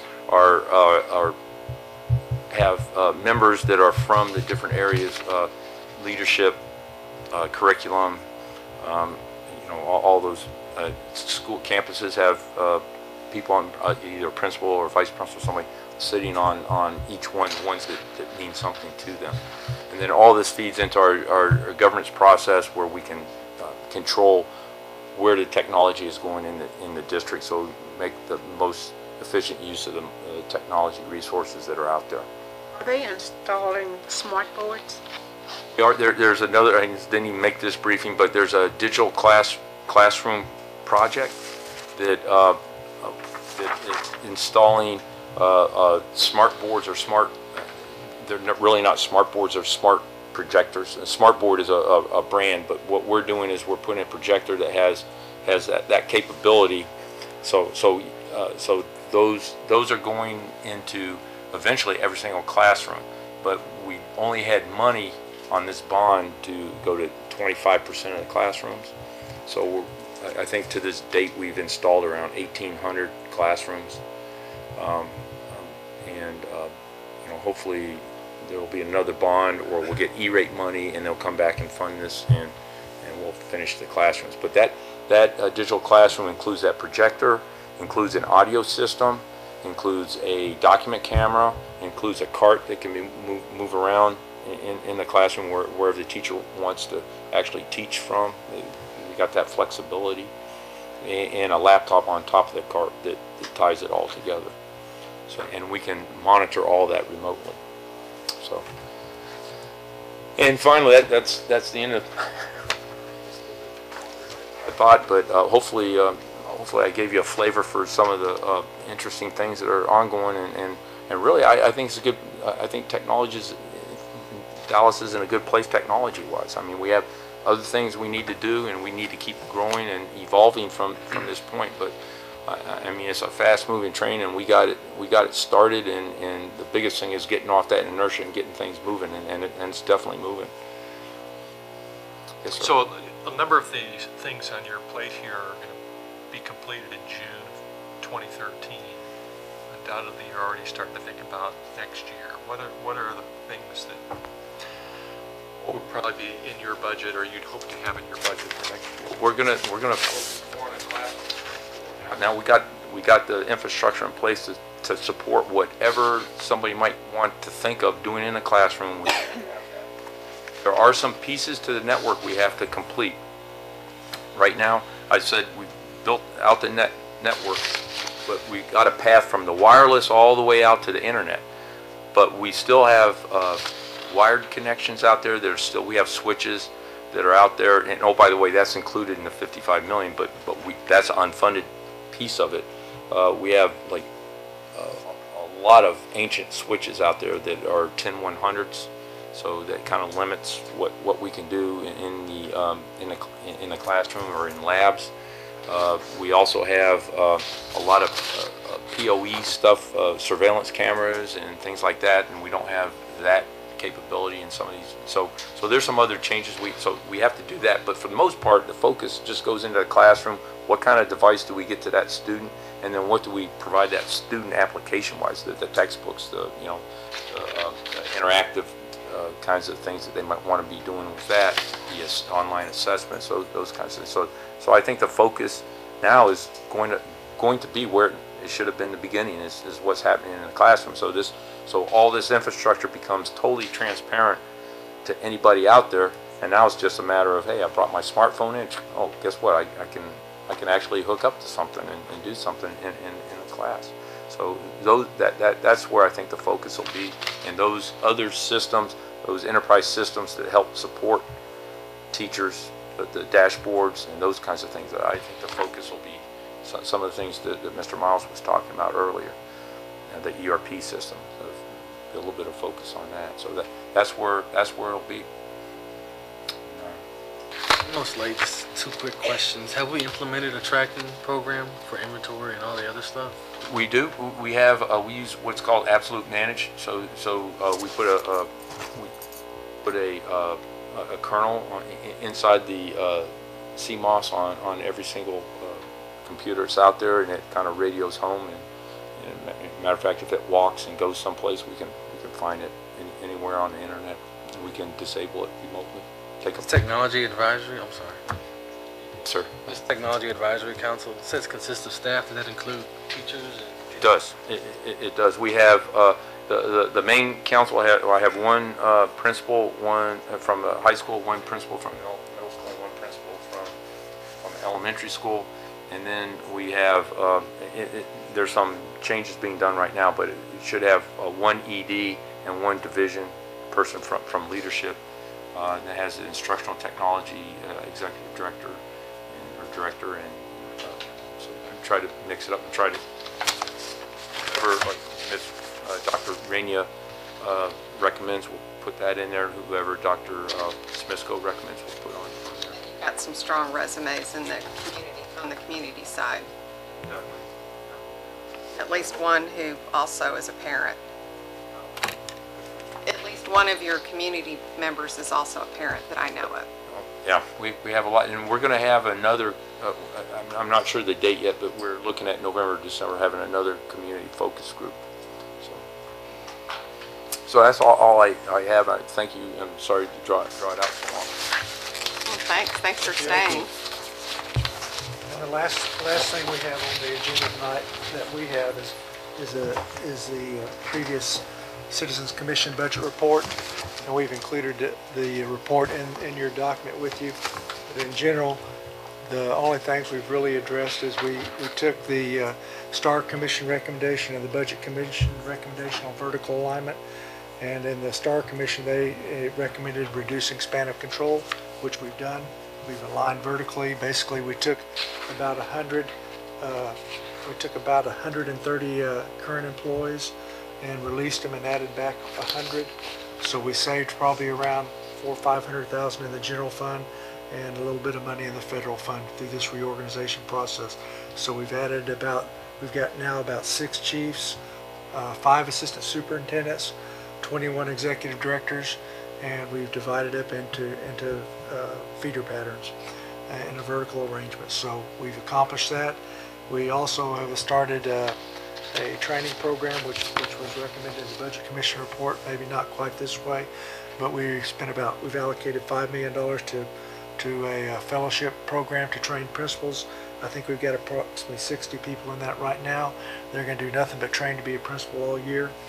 And so that's part of that program. And the other thing that we had in there was fund balance, and we've already hit on fund balance. We've taken the Budget Commission list with the new superintendent.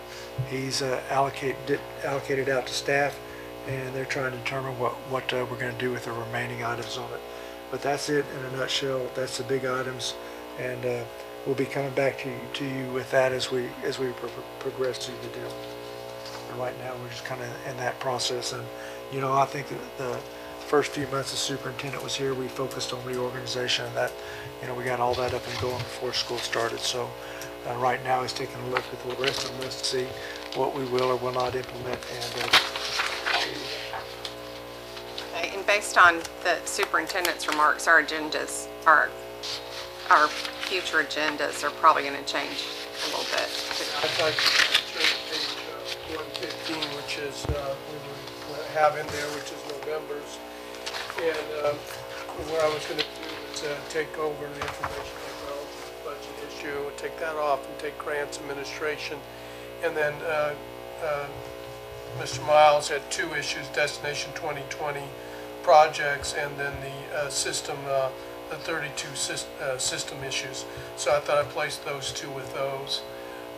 Another thing for your purview is on page 75, you will find all of the non-campus budgets listed in highest to lowest, so if there's any particular work you want to see. Also, we have provided you with the dates, and I think, Chair, we provided you all of the tentative schedules for the rest of the, we'll work with Superintendent Miles and see if there's, get back to you. And then if there's any other issues that the committee would like to see or some organization they would.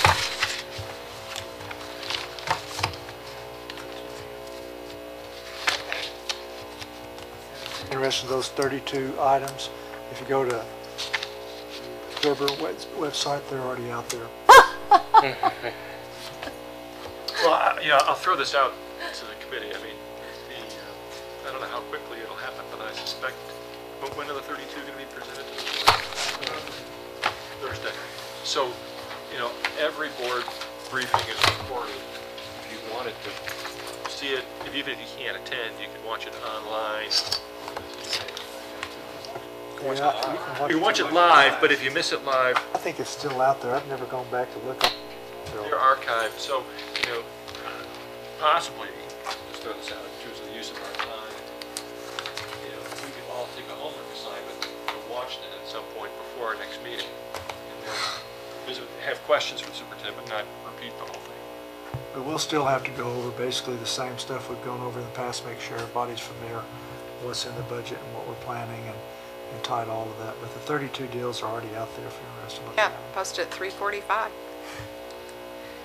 The nice cheerful headline of Dirty Schools and Bad Teachers. Mike Miles delivers his assessment. I didn't get that out. Didn't write the headlines. Pardon me? I didn't get that out of reading those 32 comments, but maybe they did. That's what the Observer got out of it. Cool. Thank you. The only other thing I'll add that I thought was worthwhile, and I didn't get finished reading it, but I think we could all amen the list of examples how a bureaucracy stands in the way of where did this come from? I pulled it out of something that came across my I think it's, for those who are into adding to the homework list, thank you very much. Thank you. Have a good evening.